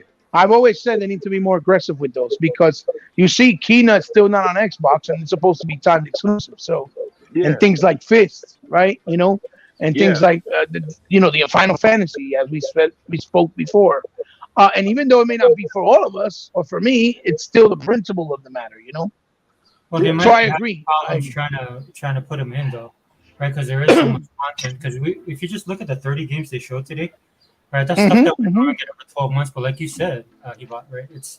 We don't know what mm-hmm. like next week something could drop that we have no idea about, right? Yeah. So I would respect to Sarah Bond and her crew because I'm pretty Mm-hmm, sure what mm-hmm. they're trying to deal with as well as not trying to step on anybody's toes when it comes to Game Right. Pass. Because as a Right. person Right. who uses Game Pass like every week, right, it's hard for me to keep my head above the water. A lot of us got lives, we got kids, we got to work. Mm-hmm, mm-hmm. I'm playing games all day, and even then, I would wonder. Well, I know what you mean by that because you're right. You hit a valid point. They probably don't want to bring too many games out too close together so that the games have enough time to shine, and the people who put it in there don't feel like, oh wow, they told me to put it in there, but then they got something else they're highlighting 2 weeks later, right? Let me ask y'all this, if you don't mind. How do No, y'all absolutely. think? And any of y'all, I hope you could answer. How do y'all think they're gonna spread out Starfield, Redfall, and Forza? Because those are three games. All said spring 2023, I believe. And what Let's say spring is like March through May. And I don't know if they're going to back month wise or one in January, one in April, one in June or something. I don't know how they're going to spread them out. well, let's Sega Forever answer you first, and then Sega Man, and then I'll answer you. Well, I mean, I think it would depend, honestly, on the subscriptions, which they don't tell us about. If Mm-hmm. I'm being honest, right? Because if you look at a service like Netflix, which is what Game Pass gets compared to a lot, in the beginning, the stuff was sparse and they would do some original stuff. But once those subscriptions start picking up, then you just started stuffing the service full of content. Now, there can be an argument made to the type of content that Netflix has been putting out as far as the quality. And and I would love to have that conversation once Game Pass reaches that level, right? Because if you have like 35 million subscribers, sorry to keep on harping on this, but if you have 35 million subscribers now, but you have 50 million subscribers, that's a whole nother level. Yeah. You have a lot of people within, and like you said, not every. This is the thing that drives me nuts about these insiders and influencers that I can't stand. Right? Mm-hmm. Like we're saying on this podcast, some of this stuff might not be your cup of tea, right? But it's just not about you, right? It's about everybody else that's in the ecosystem. That's why they keep on stressing ecosystem. Microsoft tries to tell people stuff, but people just have hot takes or they don't really listen to what's being said. And then Microsoft trying to be nice, right? Then they try and reiterate it, either through showcases or through whatever Aaron Greenberg puts out on their social media, whatever. But it's to grow, right? It's to grow the ecosystem because it doesn't matter if you like Persona or if I like Redfall or somebody's spending all their time just playing Starfield, right? Doesn't play any other game, just Starfield. The only thing that matters is that they pay $14.99 a month. That's it. Mm-hmm. All that matters. But the other point that you're making, that you're failing to mention of what you said yourself. Right. If they go to 50 million people, then they have to add more content quicker because, like you said, not every game is everybody else's cup of tea. So you got to add more of different things to make sure you keep those 50 mil still subscribed and interested. That might be the reason why they've been postponing stuff. Because if you look at the gameplay, it's pretty much done. And then you have their deal with Activision. I don't care about the money and their monopoly and all that BS that they've been trying to push when there's corporations buying up everything, right? And then it just so happens because people hate Microsoft, right? Mike, squash all that, dude. Microsoft should buy as much stuff as they possibly can, because like you're saying, right? By the time this thing swings, if it kicks off, kicking off, then the content is a problem. And who knows what third-party stuff that they're going to work a deal out. You can see right now that Microsoft, there was a time where I sat back and I'm like, yeah, but really, can they pull that off? Well, that's not a question anymore. They'll pay whatever people money because I think they're at that level that as long as the subscriptions keep coming in, that's where they're getting their bread and butter. Right. So, Sega Man, what do you answer your Unlimited's question? What do you think? How you think they're going to spread it out? That's hard to say, Hebot. I mean, that's a pretty tough question, man. Strategically, I would hope. You know what I mean? I really don't have an answer to that, to be honest with you, man. Fair enough. Right. I get it. They've been doing good so far with the way they've dropped games. Distribute it and stuff. So I think with the way they're going to do it, it's going to be pretty good. You know what I mean? And they're really running and gunning on Game Pass, and Game Pass is really doing good. And they so far, when all these newer games come in there, and the way they're going to spread it out, I think it's going to definitely benefit them because they know what they're doing, man. So that's a tough question, man, because those are big bangers right there. As the younger guys say, big bangers. Oh yeah. And it's going to be a big problem to have too. That's a very good problem. Good problem. That's right, Hebot. And listen, Hebot, when Starfield drops in there, they're going to get subscriptions that day. Probably so. Yeah. I really believe it. I believe when Starfield, because it is a big anticipated game, they're going to get subscribers when that game drops in there, man. I know they are. They did it with Forza Horizon 5. Their subscription base went up. When Forza Horizon 5 came out, it was like it was like the number one game was the most talked about game for a while. You know what I mean? So they know what they're doing, man. So strategically, I think it's going to be a success. The way that they put those big games in there, brother. So we'll have to wait and see, man. But Starfield, I know they're banking on that, man. It's a fantastic game. It's going to be a fantastic game, man. And that's going to be a big winner. Right. Hey, Sega man, before he answers my question, on Starfield hype, bro, they had Phil Spencer and Sarah Bond say it was like the biggest game in 20 years and stuff. Right. So I mean, I know they were talking to me when they say shit like that because that game is right up my alley. But go ahead, Ebot. Right. Well, I mean, to answer your question, right, which is a very good question, by the way.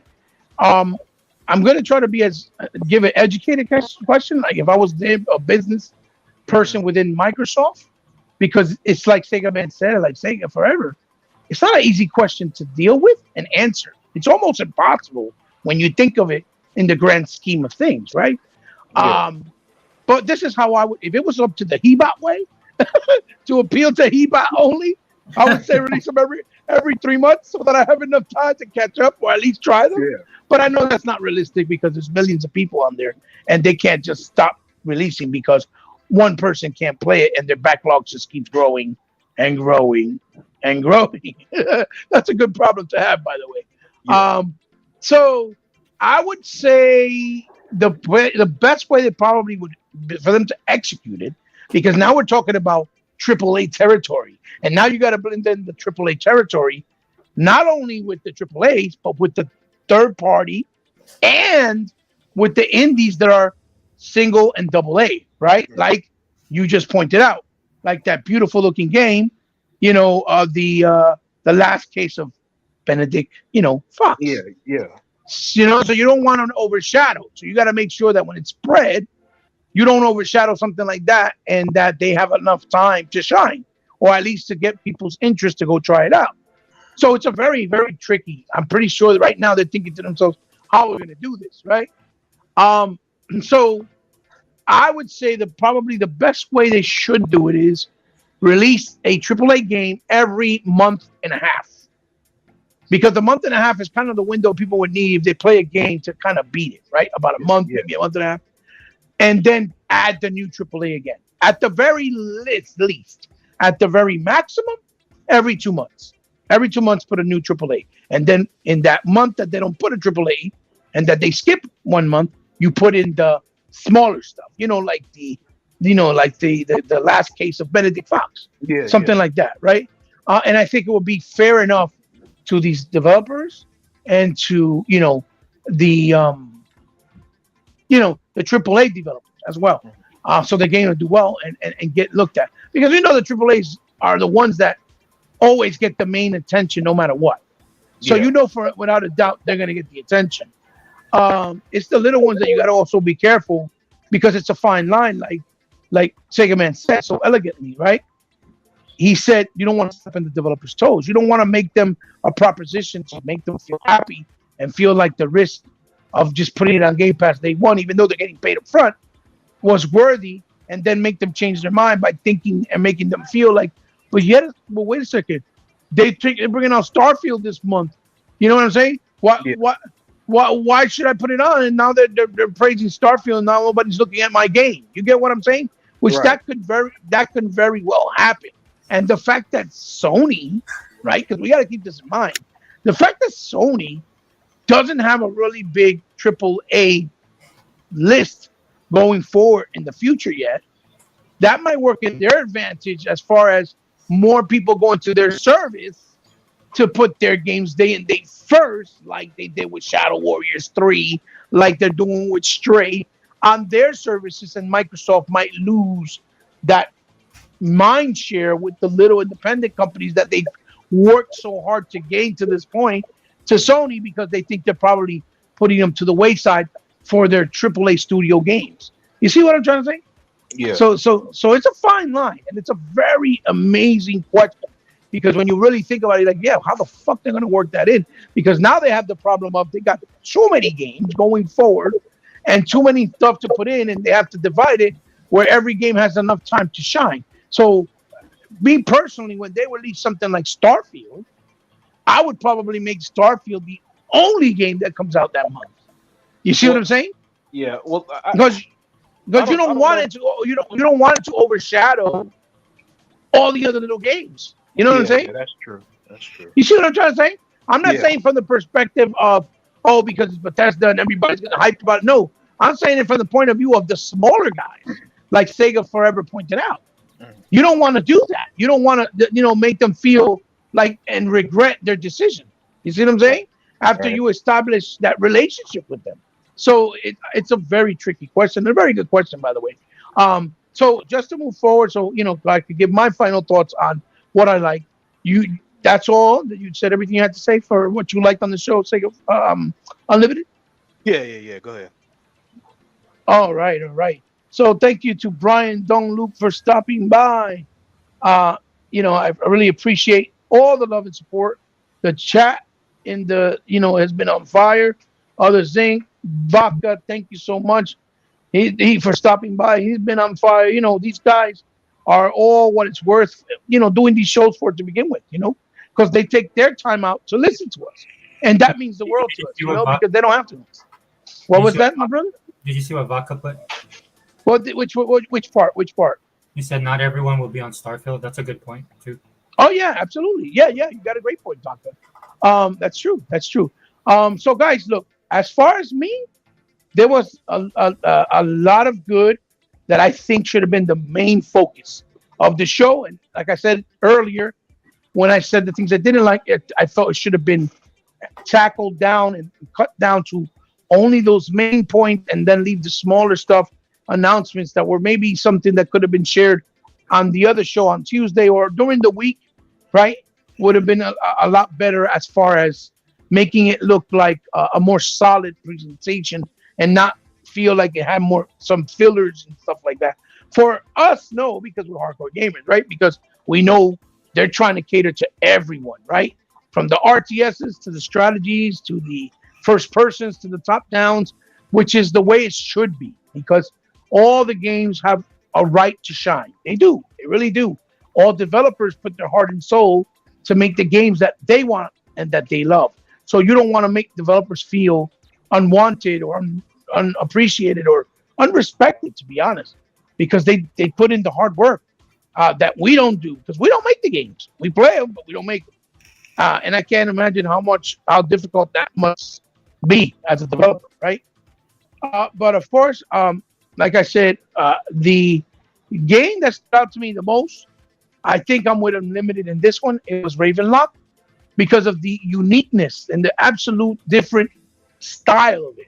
It reminds me of what I said when I saw things like No Straight Roads and and it feels like the very essence of a video game. Completely unique. It looks to be like a nice action adventure with some RPG elements, which is great. And it has some boss fights. It looks to have like a very grandiose type of feel, even though it's still self-contained. The character of the girl looks really cool. The aesthetics of it is very eye candy, very eye pleasing. And the first game they did, if you guys haven't tried it, even if you don't like turn-based, I would recommend for you to try it because the game is really unique and stylized, and it's absolutely beautiful to look at. And it has fantastic music, by the way. Um, I really enjoyed that they showed Diablo 4. It looks beautiful. The fact that it's coming on Game Pass, it's obviously a win-win for us. I enjoyed that they showed that. I really enjoy the Arabin, the Shadows of Legacy, because that looked really interesting. You fight within the shadows. It looks like something like the Aragami game that we got not too long ago, but a little bit more stylized. You know which one I'm talking about, right? Yeah. Unlimited. Yeah. It looks a little bit. It reminded me a little bit of Aragami, but with a little bit more stylized look to it. Um, the eye candy one of the indie space was definitely the last case of Benedict Fox. It looks absolutely beautiful with that clockwork knight type of art, art style like claymation mixed with 2D, almost like Wallace and Gromit, but in that old ancient Tintin type of time. That looked really awesome. I'm really definitely going to play that. We're going to see gameplay on my channel as well as Unlimited because we love those type of games. Even I'm pretty sure on Sega Man and on Sega Forever's channel as well. Flintlock looked really nice. It looks like it's going to be a different take on the hack and slash genre, trying to add some new flair. These are the guys who created Ashen. And if you didn't play Ashen, it's actually a really nice soul-style game, but very unique. So it has like its own identity because it's not very heavy on the souls, but it has a really unique look on it and style. So I'm interested in trying that because it looked really cool. It's a hack and slash, and I love hack and slash. How deep the hack and slash goes, I don't know yet. It's still yet to be determined, but I definitely am interested. Scorn looks absolutely stunning. From what I found out today, I believe my son pointed out that it's not going to have a lot of dialogue. It's going to be all visualized. It's going to tell you what to do in the story through the visuals, and as opposed to dialogue, which that's an interesting kind of approach and take with the game. But that J.R. Geiger style, that was for the guy who did the artwork for Aliens, as we all know, it just looks so transparent in the game. You can see the influence. It's very heavy, and it just looks creepy and kind of eerie. And I really love the way it looked. I was kind of disappointed that obviously the most breathtaking game from an indie developer, that this game looks to be even catapult forward 2 or 3 times over from what they did with the first game. That they didn't have a release date for it, which I think at this point they should, and that was Plague Tale's Requiem, right? I really want to play that game. I have to finish the first one, but if you looked at the trailer, how they showed the environment changes, the ways the rats react through the combat, the animation, you can tell this is like they put way more money, had way more time, and it looks absolutely gorgeous. And I'm looking forward to finishing the first game to see where the story goes forward in the new one. But I was just disappointed that they didn't show the date. I'm getting kind of concerned that it might skip and get delayed, even though it looks pretty finished, just like Red Falls did. And Red Falls was a pleasant surprise because Red Falls I had no interest in, right? Based on the trailer we got last year. But once you saw the gameplay, it looks like a whole lot of fun. It looks really stylized, and I like that you're fighting vampires. I like the banter between the characters back and forth. I like the powers that you get with the weapons. It almost reminds me of the top-down shooter that came out on 360 called People in My Neighborhood or something like that. I forgot what it was called. But you guys probably remember what I'm talking about. It came out on the 360. It was a top-down shooter. It had like the little kids with the weapons, and you were fighting a bunch of zombies and stuff. It was real cool looking and fun. 4-player co-op, and it reminds me like that, but with a first-person perspective, with the art style and the aesthetic of the game.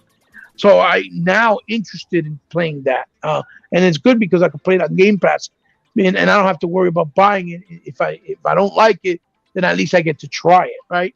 So Redfall's really surprised me. I don't understand why they show Art 2 when that was announced 3-4 years ago, and it comes out next year, and they only show Vin Diesel on top of a damn dinosaur. I don't get what was the point of that. Go ahead. Oh no, R2 was shown at the Game Awards in 2021. 2021, right? Yeah. It was like 3 years, like 2 years ago, right? Something like that. Yeah. So I want to see, but I thought they were going to show that because it said coming out 2023. I wanted to see it, maybe gameplay. I thought would have been dope. But that I felt like that was like kind of like, why did they do that? Why they put that there? I like the flight simulator pack with Halo. That was cool. Obviously the Hot Wheels always a lot of fun, and I'm definitely going to try it within the Forza Horizon 5. Forza Motorsport just looks breathtaking. The Motorsport series always defines itself to try to up the ante. Every generation, they built it from scratch again with all that ray tracing, lighting, real-time lighting effects, interaction in the backgrounds with the people, with things going on, interactivity with the NPCs, the pit stops, how detailed they're going in with the actual crashes and damages in the car. It just looks, and then the camera that's going to be a unified camera that keeps moving and it never shows like a loading screen. They said it's going to follow and change and shift in real time, and you're never going to have a loading screen. I think they said something like that. That's pretty impressive. I can't wait. I love the Motorsports. I beat them all. Y'all can go check my records if you think I'm lying. So I'm definitely going to enjoy it, and it looks absolutely stunning. And you look at Motorsport, and then you look at GT, you're like, why? That's why I said that earlier. It's like it's not even, you can't even compare it, to be honest. And the people are so in denial, trying to say that they're in the same league still to this day. No, they're not even close to being on the same league. They just not. Then obviously the other surprise one that I thought was really awesome, and I don't know if you guys remember, but it's the one from the guys who did the Rick and Morty show. It's called High on Life, where all the weapons talk to you and they got different attributes, and it looked really kooky, outlandish, really crazy art style. It looks really fast paced as well. That game looks coming out this year. I said it's coming out this year. Yeah, it's coming out this year, and it looks to be a lot of fun. I was like, oh, that shit looks kind of dope. And art style is very colorful, very vibrant, but I like that the guns talk shit to you. And it almost reminded me of Oddworld Stranger's Wrath, the one from OG. Whenever you had the crossbow and you put the different types of ammo, and they would talk shit because it would be little. It would be little. It would be like little. Dude, I had the same feeling, bro. I'm glad you brought that up. I had the same feeling. Right. That trailer. Yeah. It was like. Yeah, for sure. Sorry. It's like no. I'm trying to remember. Where they were talking crap, but the ammo would be different animals. That was the ammo in Stranger's Wrath. Like but in this case, right, and in this case, the game is each weapon is a different character, which I think is really unique and cool. You know what I mean? So I'm interested in trying that out, and it's also, I believe, coming to Game Pass, if I'm not mistaken, which is awesome. It's going to debut on there as well, and it's a launch exclusive, I believe. So I'm looking forward to that too. I really like that a lot. And then obviously, they ended up with Starfield, and I gotta be honest, Starfield's not for me because once they mentioned 1,000 planets, I don't know how they're gonna do that. There's no way in the world that Hebot's gonna touch that because I don't have the time.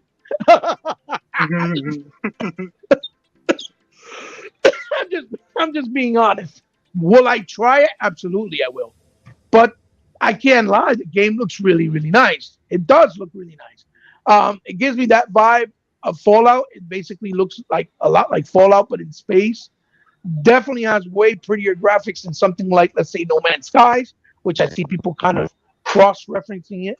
But obviously on another level because the graphics are way more realistic. I don't know if they only showed you in third person when you're walking, and then when you're doing the. You can play in third person.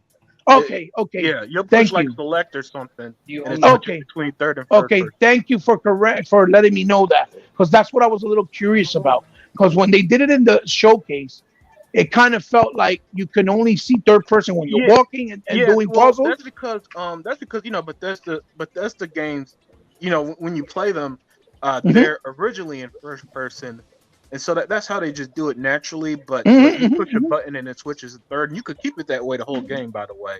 Okay. And so if you rewatch it, you'll notice that some of the shooting parts, it's in third person when he's flying around. Especially when he's flying around and shooting enemies, right? Right. That was captured in third person. Well, that's what I'm saying. You can play I was any way you curious. want.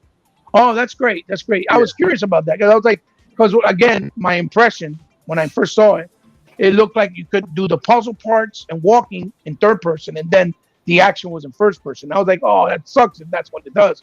I like the fact that it gives you the option that you could do it in third or first person. That's really cool. When you do that, I think that's great. That's a great touch because it gives you that option as a gamer. Well, if I don't want to play in first person, I think they did that with Skyrim, right? If I'm not mistaken. Yes. Yeah, they did that with Skyrim too.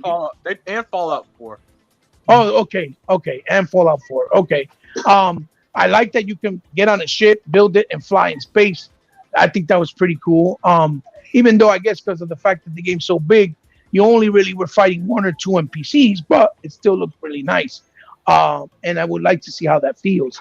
But overall, I can't say anything bad because I know that for a Bethesda game, it's probably the highest quality game they've ever produced to this day. And a lot of people are anticipating it. And I think it lived up to the hype of what people were expecting. And again, not for me because of the fact that the game is just going to be way too long. I know how, these RPGs from Bethesda they're long. But I know that somebody like Unlimited, for example, that lives and dies and sleeps by the RPG, formula because he loves them. It's like a Christmas in whatever time it comes out next year, right? So it was nice to see it finally.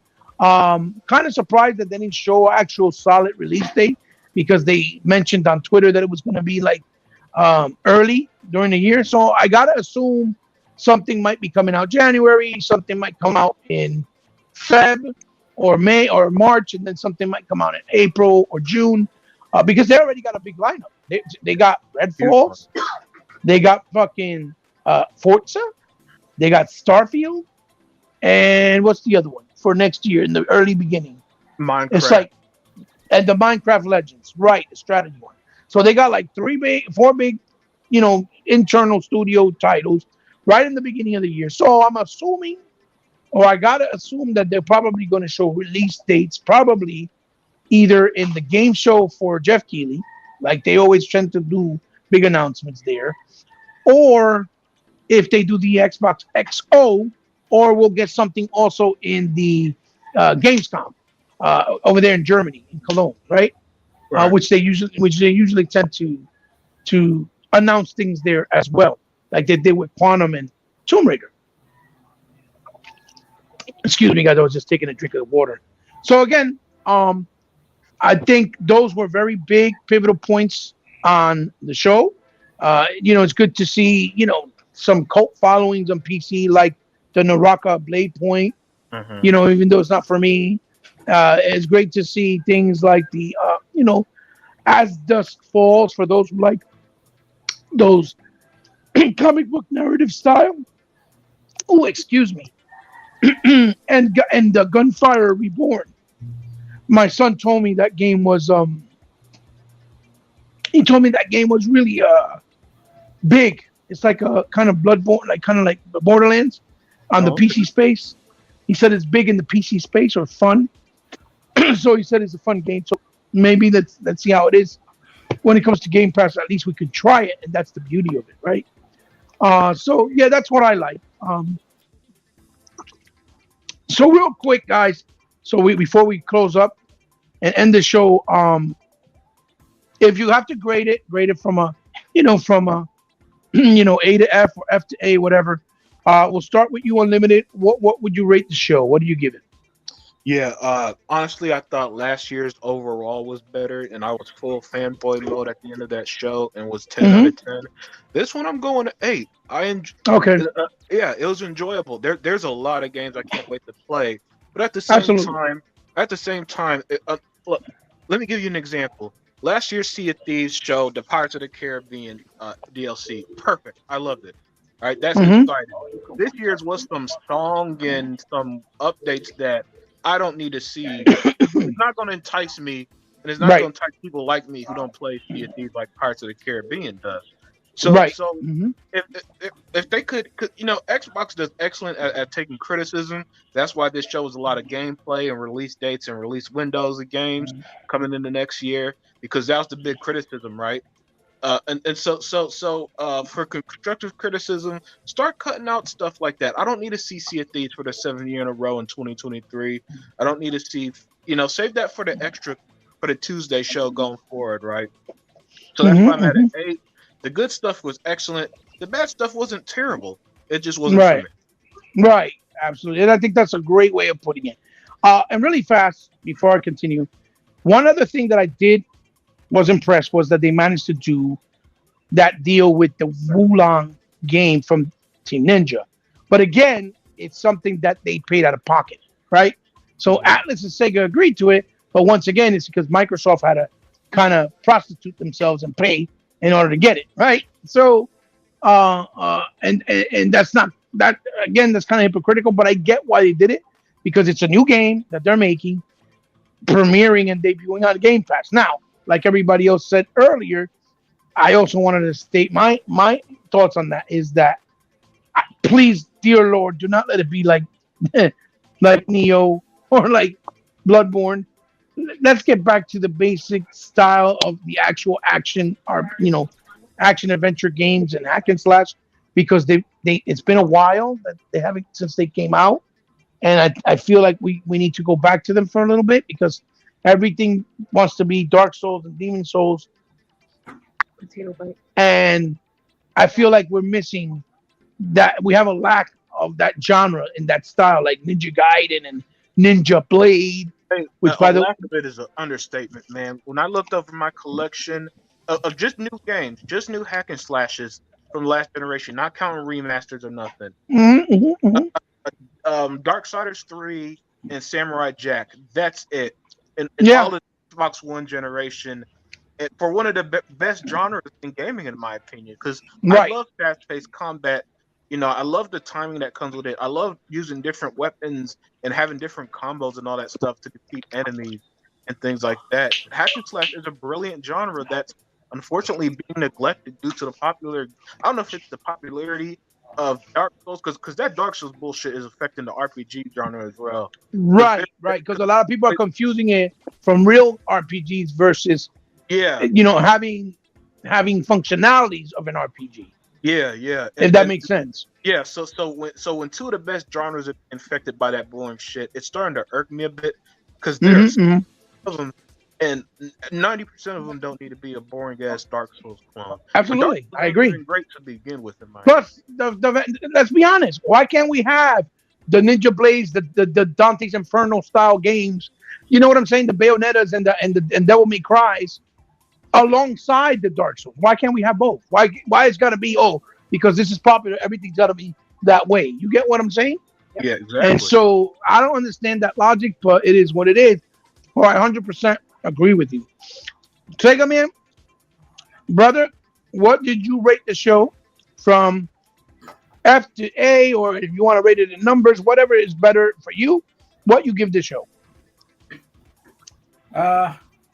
I'm going to give it an A. I just think it hit it out of the park with Game Pass and just a lot of great games that we got coming, man. in Game Passes. Most of the show, Right. focusing on that, and I would give it an A. I think they had a really good show. I know everybody's not going to like the show, but Mhm. I think they for what they did, I think they did better than any other company right now when it came to showing games. I really do. They knocked it out of the park.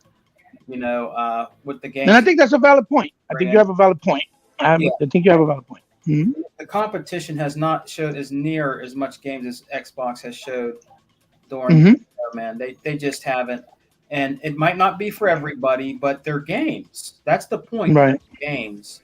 So you can't say that Xbox doesn't have any games. That narrative is fucking gone. That's been gone a long time ago. They have Mhm. everything in that you've seen is something different for everybody. There's all different types of games, and that's awesome. You know what I mean? Right. So I give them an A. I just think they did a good job, man. And they didn't focus on talking too much. They got right down to it, showed games, and then they would talk a little bit. The guy from the Mhm. Phil came in and said some things. You know what I mean? So Sarah Bond, it was a good show. And then I'm kind of waiting to see what they're going to do Tuesday. I'm waiting to see what Right. Tuesday. So definitely an A. Good job. I think they did. You know what I mean? Some stuff we wanted to see, like what's it called? The one game everybody was waiting for too. They wanted to see. Fable, Hellblade. Yeah, they wanted to There's see. a whole lot. There's a whole They lot wanted about to see. They wanted to see State of Decay. State of Decay 3. Exactly. Yeah, Slime Rancher, like Vaca said. Mhm. His kid wanted to see. So maybe we'll get to see some of that on Tuesday, hopefully. So Right. make it even better. But all around, I would give the show an A, man. I think they did a really good job with presenting the games, and Mhm. as customers, as consumers, also for Right. Game Pass. That's excellent point. And I could see where you're coming from and why would you say that. And that's great. I'm happy that you felt so strongly about it. Really quick, Flip Money, stop being so kind to me because you're gonna make me tear up, brother. He says, "This is a great show. Thank you so much. That means the world to me. Thank you, brother." So my brother from Hawaii, always a pleasure to talk with you as always. What would you grade the show from F to A, or from if you want to do it in numbers, however you feel is best for you? What would you give the show as far as a grade? If I had to give it a grade, I'd say A+ from me. I Okay. really enjoyed the show. When you were going through the list of the games that you were talking about, there wasn't a game that they didn't show on the showcase that I wasn't at least interested in. With the majority of them being games that I'm definitely going to be getting on day one, either through Game Pass or buying. Like just to answer Zobi 70's question, I'm getting Galaxy Lightyear Frontier. Mhm. That's the game he was asking about, and I'm definitely gonna get that. I'll be playing that game as a Game Pass game. Because and that's what I'm talking about. It's the variety, and not just the announcements, but the variety of the games, the quality of the games. Like if you're into Game Pass right now, you see that there's a pattern that Microsoft Mhm. or Xbox specifically has been doing with Game Pass. The way that they offer up their games. Mhm. Type of games they offer up. They believe in that. They believe in variety. They believe in diversity. They believe in gaming for everyone. That's just not taglines that they see as corporate. As a corporate entity. If you look at Phil and Sarah and Aaron Greenberg and all these guys, if you follow them on social media, they're very pro gamer and they're very pro gaming industry, and they like to put things in a positive light. So, but even if you do that, you still got to bring the goods. And from my perspective, they really do. When I was watching Mhm. I was watching Unlimited and Sega Man. They did the live streaming with E-Rock. Right. I was serious in my comments on there, man. I wish we could take a break because it was just like one after the other, man. It's hard to process everything. Mhm. And the reason that for me is because, and I'm not even talking about like Redfall and Starfield. That was kind of cool how they began and closed the show with that. But it's just Mhm. in between, man. It didn't give me a chance to really process it the way I wanted to because I was interested in every single one. Like how you're talking about that High Life game. That's the first thing that popped into my mind when they started playing that trailer. Dude, was Oddworld's Stranger's Wrath. Yeah. That's my all-time favorite Oddworld game. I love Oddworld, but that's my all-time favorite game. I played the crap out of it. So, Right. there's a lot of stuff that they did with it. Like I said, not everybody's cup of tea, but when people talk about indie games or even double A games, man, this isn't like the games we grew up with. Right, There's way right. more than that. If you guys get a chance, I know we're in Xbox stuff, but go watch digital. What is it called? Digital. Gosh, we talked Oh, about it. Digital Devolver. Yeah, Digital Revolver. Yeah, the digital development. Mhm. Yeah, go Oh, watch they have that. a really excellent game they showed in their show. That's really unique. I Hmm. haven't seen any other show, but due to Jeff Keighley, I can't. Unfortunately, I can't stomach Jeff. So I haven't Hmm. seen any other show but the Xbox show this weekend. If I'm to be honest with you. To So be if there honest are with any you, games, recommend them to me. you know Oh, what? To be honest with you, Unlimited. You could actually watch the Jeff Keighley show because he didn't go full pony on it. You get what I'm saying? Even though he does at the end, but at least he Well, shows some stuff. he Like they couldn't showed, pony. they He doesn't have any ponies. yeah, they showed the new Alien top-down shooter game coming out that looks like Diablo, but it's coming out next year, which was really cool. Um, There's and a he game showed that some, looks like Avowed on there too, right? There's like some kind of witch something, witchcraft, witch hunt. yeah. And they showed this other one that looks like almost like a Dead Space with a girl, which looks really dope and Yeah. interesting as well. So he had some stuff to look at because it's basically multi-plat stuff. So I would recommend to at least take a glimpse to it. Um, and also the IGN show showed a lot of bangers because, like you said earlier, I may not have a lot of Xbox first party things to look forward to other than Scorn at this point, and also the Bright Memory, which they did tweet out yesterday, is coming out soon, which means more than likely this year. But I definitely have, Gungrave to look forward to, the Callisto Protocol to look forward to, Gotham Knights to look forward to, Gungrave, Wanted Dead. A lot of games that are from my preference, where they're beat 'em up or hack and slash, from either animes or the old school style like Ninja Gaiden, which you see in the game Wanted Dead with the girl. Reminds me a lot of Devil's Third, what it's supposed to have looked like originally when they had announced it for Xbox from Tomonobu. Remember? It looks a lot like that. Reminds me a lot of that. And it's supposed to come out, like I said, this holiday, and obviously Gungrave as well. So I have a lot of things to look forward to. I'm not going to complain. Just honestly speaking, it's not from the Xbox side. But again, I got Xbox games I haven't finished, so I still got games to play.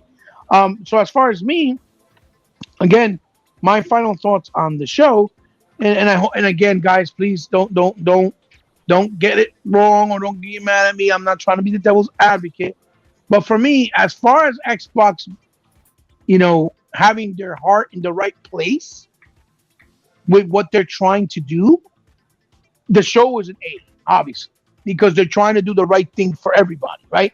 I get it. And it's very admirable. I get it. But right now, Xbox still kind of having to deal with that other side where it's mainly casuals that until they don't win them over, they're not going to get that 50 plus million people on Game Pass, right? Even though they'll do it, but it'll just take longer. So they kind of have to push a little harder, I think, and nudge with certain things in certain areas, like I said, with nostalgia, or with more bigger releases of games or AAA games on the big show, and leave the little bit smaller stuff on the smaller show, right? Not for lack. Yeah, go ahead. Hey, I don't mean to drag things on, because I know everybody got to go soon. But fortunately, we live in a "what have you done for me now?" Well, in this one case, it's fortunate. Usually, it's a pain in the ass. And we live in a "what have you done for me now" situation. So next year, when those 3 games come out, however they release them, whether it's every other month, whether it's a month and a half, that's gonna do wonders for that perception. And it's going to really hold them in the early half of the year. Then by this time next year, where they do their next Xbox Bethesda Activision show, and and then whatever game that was supposed to come out late in the year, whether it's Avowed, whether it's Hellblade or whatever, that would be what's going to push it even further. So I'm not worried about the casual market, because the casual market, if Japan and Europe as a continent is buying Xboxes. The casual market is coming. Oh yeah, You know, oh yeah, they're yeah. coming. They're doing well. And honestly, I don't need to speed the process because the casual market, while it's good in terms of things like brand recognition, sales, and stuff for the Xbox platform and for more subscribers, they also do harm because you see what happened with Marvel movies and They make it one dimensional. I I don't agree. need to bring pain to the homie. No. Forever, I agree. when I say that. But the casual market didn't do Marvel any fan any good thing long term other than make every movie $1 billion movie. So the casual market's coming. I don't have a problem with them not being won over today when they're going to be won over next year anyway. And hopefully the slower they come, at least that means the less bullshit I got to deal with because shows like this are fun. The shows where we got to talk about all the bullshit all the time for me is just getting a little draining. I mean, yeah, you got a great valid point. But I mean, that's why I'm saying I'm just basing it off of this show, right? What I felt was the strong point, weak point. That that's the only thing that I feel that they kind of missed the mark per se because since their perspective, I mean, and their momentum rather is so high right now. Like you said, sales across country, people always having them in their in their mouth, whether it's negative or positive, they're being talked about. I think, me being somebody like, let's say, Peter Moore and that type of mentality, I would have slapped Tony to the grave now. You get what I'm saying? By trying to do those kick in the face right away. Even though, again, yes, come next year, once those games start popping out, the perspective is not even going to be probably a question because it's going to come. Because those games are going to speak for themselves and they're highly anticipated, right? So you have a great valid point. Absolutely. That's why I said, please don't think I'm trying to be like the devil's advocate. It's just I'm basing it off of this show. And again, I'm just trying to be honest, right? So, I give the show a C, but not because it was a bad show per se, but because of those things that I feel they could have probably took out, did somewhere else, or some things that they should have, like we should have seen something from like Fable or something from like Hellblade or Coalition, because it's been so long and they've been working on their projects already for a while, and a little bit of nostalgia, in my personal opinion, and I mean that from the heart, not because I'm scrutinizing Xbox, but because I want them to be and shine more because I feel they deserve it and they don't get it, right? You know what I mean? Like they don't get that clout, they don't get that shine, and every year when they do a show, you see that their heart is in the right place with the shows, but yet people be like, oh, it's garbage, it's stupid, it's dumb. But when you sit down and look at the perspective and the grand scheme of things, you understand why they have to do that, right? Because they're trying to do something that's never been done before, and they're trying to make sure that everybody shines and not just the big players. And what I mean by big players is, the big developers. And that's very admirable, and you can't do nothing but respect it because Microsoft has shown that they care about the gaming culture and the industry, without a doubt, right? And I know we all feel the same about that here. So that's what I'm grading it, but again, not because of it being a bad show, because they had plenty to show, plenty of diversity, all on Game Pass, plenty of options, but just because I think they should have had a little bit more oomph for the big screen or the big show, and then leave the other smaller stuff for the smaller show. That's just how I'm looking at it from that perspective. So guys, look, thank you so much for joining me. This is our home. We Got Next is always your home. Just like your Unlimited Truth podcast is my home. Like Sega Man, your Alpha podcast is my home, and even the Xbox All In channel when he does his shows and I'm able to join him, I know that's my home, right? I want to do a big apology to my brother E-Rock and other Zinc, and a big shout out at the same time because I couldn't make it earlier today. It wasn't because of me not wanting to be there. I was sick. I wasn't feeling well. So I felt that I could fill in the void on my end by doing something by myself. And I was gracious enough to have these guys join me. And I also apologize to you guys because since I don't have the what you call it, quote unquote, premium version of StreamYard, I could only have 6 people at a time in the show. I can't invite 9, 10 people the way you can when you have the premium version. So if I wanted to send links to, let's say, Other Zinc or E-Rock, I couldn't do it, right? So I apologize for that. It wasn't because I didn't want you guys to be present. And please forgive me if I made you feel that way at any point. I want to give a big shout out to Craig Simmons and Brother Tuck for joining me also. They had to leave earlier, obviously, because they had to get up early for work and spend time with their families, which is completely understandable.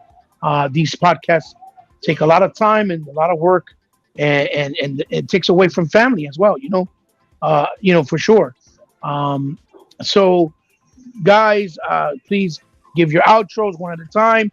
I'll start with my brother Sega Forever. Let them know where they can find you. Please, I urge you and I plead you guys to go subscribe to my brother. Help him out and show him love because he always does great content. He does it late because he's in Hawaii, so he's a 6-hour difference from us. But you could always catch it in the morning when you're driving to work. You could always catch it in the morning when you get that alert. When he does the videos, it's always there because I always see them. I always get to hear him in the morning while I'm driving because he does great content and he speaks with so much logic and sense and love for the gaming industry and for gaming as a whole in the culture. So, Sega Forever, please let them know where they can find you, brother. Yeah, thanks for having me on. This is, I love this kind of stuff. All In Channel is my channel on YouTube. That's pretty much where I talk about this stuff. I try and put videos as much as possible out there. But yeah, I enjoyed the conference a lot. Enjoyed everybody's takes, and if you guys are in the chat, man, think about putting out like content yourselves, man, because Xbox needs it. Oh yeah. Man, because and a lot of these guys in the chat, man, they be fucking on fire. They be saying some fucking great topics, great stuff, and they're funny as hell, Yeah, because the guys that they have out there representing Xbox, dude, those guys suck. The media suck. I just did a simple peruse of what happened after. And look, man, I mean, I know everybody's not going to be like me. The reason why I give it an A+, the conference, sorry to get back into this, but the reason I give it an A+ is because I'm looking at it from my perspective, and that in the majority of the stuff that they showed, I will be playing. Right. That's what it boils down to me, is about gameplay and games right now. Mm-hmm. And I understand some of the reasons why we're not doing videos is we're all stressing about trying to get our Game Pass games done. Mm-hmm. So, again, man, if you guys are out there and you guys want to do content, do it, man. There's a community of people out there that just want to hear honest truth. Like Hibab was saying, we might not all agree, or we have my different perspectives, but at least we like Xbox. I think that's the start. Right? I can disagree with anybody on the Xbox side, but I mean, as long as I feel that you do it from, like Hibab says, from the right place, from the heart. Yeah. Mm-hmm. That's all that matters to me, man. You could hate the game, I could hate the game you hate, but I mean, at the same time, we still want Xbox to do as best as it can. So, yeah, but thanks for having me on the show, man. Thanks, guys. It's always a pleasure to be with you guys. No, pleasure's all ours and mine. This is your home. You know that. Always and forever. Also, real quick, thank you, Flip. Take care of your health, but I'll do my best. That means the world to me. Keep me always in your prayers. I love you guys. You guys are always really kind to me. Those that always rock out and follow me and never judge me for stupid things like politics, for example. So I appreciate you guys really from the bottom of my heart. Thank you so much. My brother Sega Man, let them know where they can find you. Again, please go support my brother Sega Man. He does great stuff, and he's criminally underrated and undersubscribed. And he's been here longer than all of us, and it's a goddamn shame. This guy should have been way over long ago. And in my heart, he is bigger than all of us. Because he's such a great, productive, and great source of info and gaming knowledge in YouTube. Regardless what anybody may think. All right, guys. Hey, it was a great show, man. On We Got Next. It's been long overdue, man, and it was a great having our brother Craig Simmons in here, man. That was pretty awesome to have him come and man, on We Got Next. And support my brother Hebot, and our brother Sega Forever. He does great content too. I always listen to his videos. You know what I mean? And our brother Unlimited Productions, always on fire with that gaming news, man. You know what I mean? He's on top when it comes to that. KTJ Gaming gave him a compliment earlier. You know what I mean? He's just, he does really good work out there in the Xbox gaming community and gaming news in general, man. But you can always find me on my channel, Sega Man 101, and on Alpha on Saturdays, and sometimes maybe Sunday. It depends on what E-Rock's doing. If I'm busy, you'll definitely see me on Sunday or Saturday. So, a great show, guys, man. It's really great panel he bought. He did a great job, man. We knocked it out of the park, man. Good topics about the show we had today. It was pretty awesome, Hebot. Good job, brother.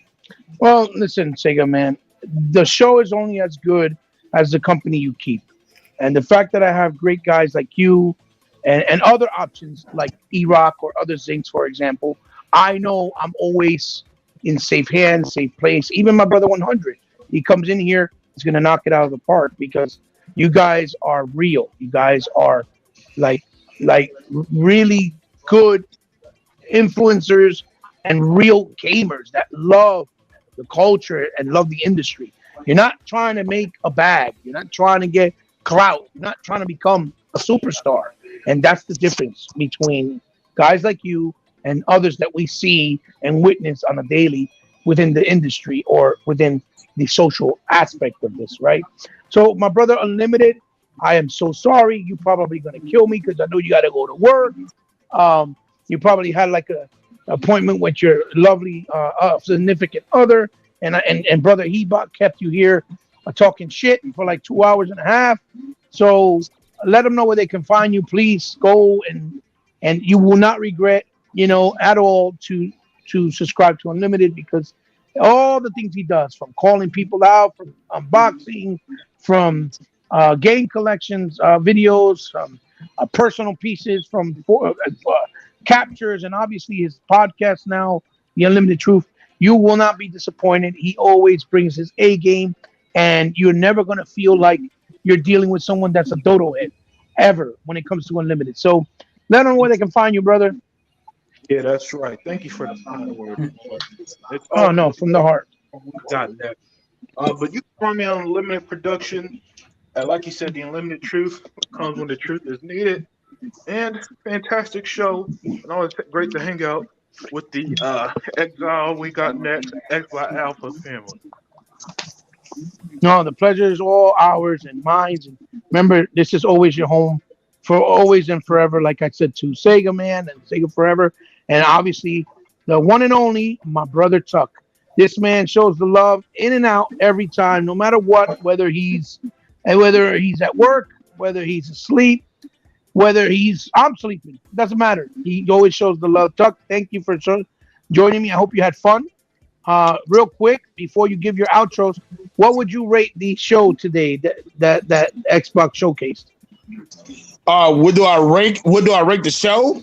Yeah, from let's say from F to A, or you can number it. It doesn't matter. We didn't get your number.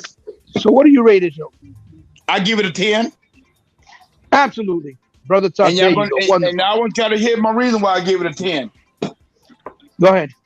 The main reason why I give our show a 10, because all them damn ponies with all that crap that they did 2 or 3 Thursdays ago, gonna give they damn show a damn 8 out of a 10, and all they show was multiplex, and that's it.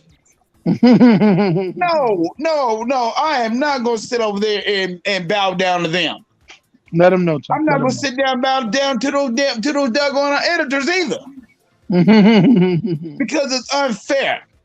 I mean, other words, yes. Xbox show indies. Big deal.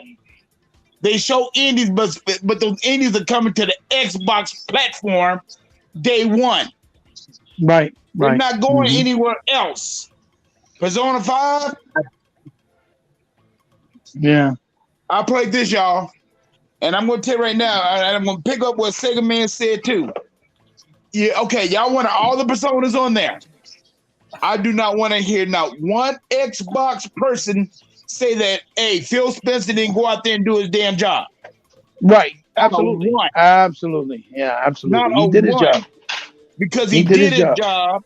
He brought all the personas to the Xbox platform, and I don't want to hear it. If you don't play them, screw you. And he basically put his pride to the side just to appeal and make sure that we, as the gamers on Xbox and the fans, got rewarded and did what he did. Right. So yeah, excellent point. Okay, but it just gets me so pissed that these doggone people on that side and some of these Xbox people give their show a good rating, but Xbox they showed 30 games. Right. 30. Right. That's coming to our platform day one. Right. And I'm gonna say this one more doggone time. If it's coming to the Game Pass, it is an exclusive. You might have because you know the reason why I'm going where. Because you get to play it on your subscription service. Yeah, we can play it exclusively day and date. Right, day and date. So in other words, it is an exclusive. Right. So all I gotta say is this: until they want to go ahead and I'm gonna say this too, they can go ahead and play they little whatever that damn game Last of Us 1 on that system and play it good. And spend $70 and $100 on the damn thing. Right. And then why man, I hope they choke on the damn bone. So now that's all I gotta say about that, fellas. Let me tell you. I just don't, you have all these people out here down in this show, and Xbox, yes, it might not have been the best show, but it was anything better than Sony had to do. Well put. It was better than anything that Jeff Kelly showed. Yeah, well put. So Tuck, let them know where they can find you. Let them know where they can find you. Hey, all I gotta say is that y'all can find me with this group of guys. I'm hot. I'm pissed off because I don't believe in certain things that people, it just go all over. So I'm just gonna call it this and that's it. So I'm letting you know what's on my mind. But I give, you know what? Damn that. I give it 100. Hey, go subscribe to Brother Tuck. Go subscribe to Brother Tuck just to see his Lions Den. Because he's a lot of fun. He's very entertaining. And he's funny. He makes you laugh. Every Saturday morning when he gets to do it, he'll make you laugh even if you're down. So I highly recommend you go check it out just for his Lions Den alone. Thank you, Tuck, for joining me. This is your home, as always, and for being such a great friend, a brother, a compatriot, and a supporter, and believing in me and whatever I've done through the years. I love you, brother. And I appreciate you very much. Just like I love everyone else that was here on the panel with us today, and my brothers now that are still with us. To the chat, thank you so much, guys. Big shout outs to you. You made the show fire. You guys had so many comments I couldn't keep up. Idos, Poseidon, thank you. Channel, thank you. Genuine Elite, thank you. Dio 4568, thank you. Zobi 70, thank you. Master Chief, Xbox Uprising, thank you so much for showing up. Peltrex, brother KTJ Gaming, brother Other Zinc, Mr. Kiba, AABB, brother Flip Money, Jackknife, thank you for stopping by. Wow, so many people. Duos X Macchiato, Flip Money. Wow, let me see if I miss. I hope I didn't miss anybody. So many people. T Reaper. Oh Jesus, T Reaper. Oh, Brother Rain. Thank you, Brother Rain. Ice 5000. And I think I got everybody. I think that's covered. Let me see. Oh, Snake Bite. Thank you so much. Oh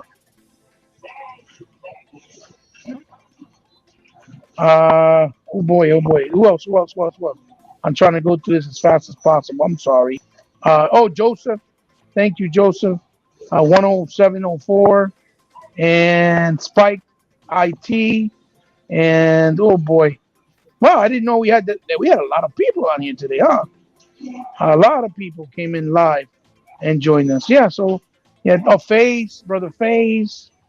Yeah, thank you to you, Brian, Dong Loop. Thank you so much, Dvaka. Thank you so much, Brian. I said Brian already. So guys, thank you. Big shout outs to you.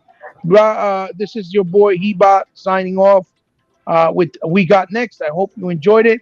And until the next one, whenever it would be, maybe a month, maybe 2 months, maybe 3 months, I don't know, maybe sooner. It all depends how I feel. Love you guys. Let's keep it gaming. Xbox for life, like a sickness that can't be cured. That's my saying. That's my slogan. Don't get triggered, people. It's all gaming. It's all in good fun. Bye bye. All right. Later. See ya.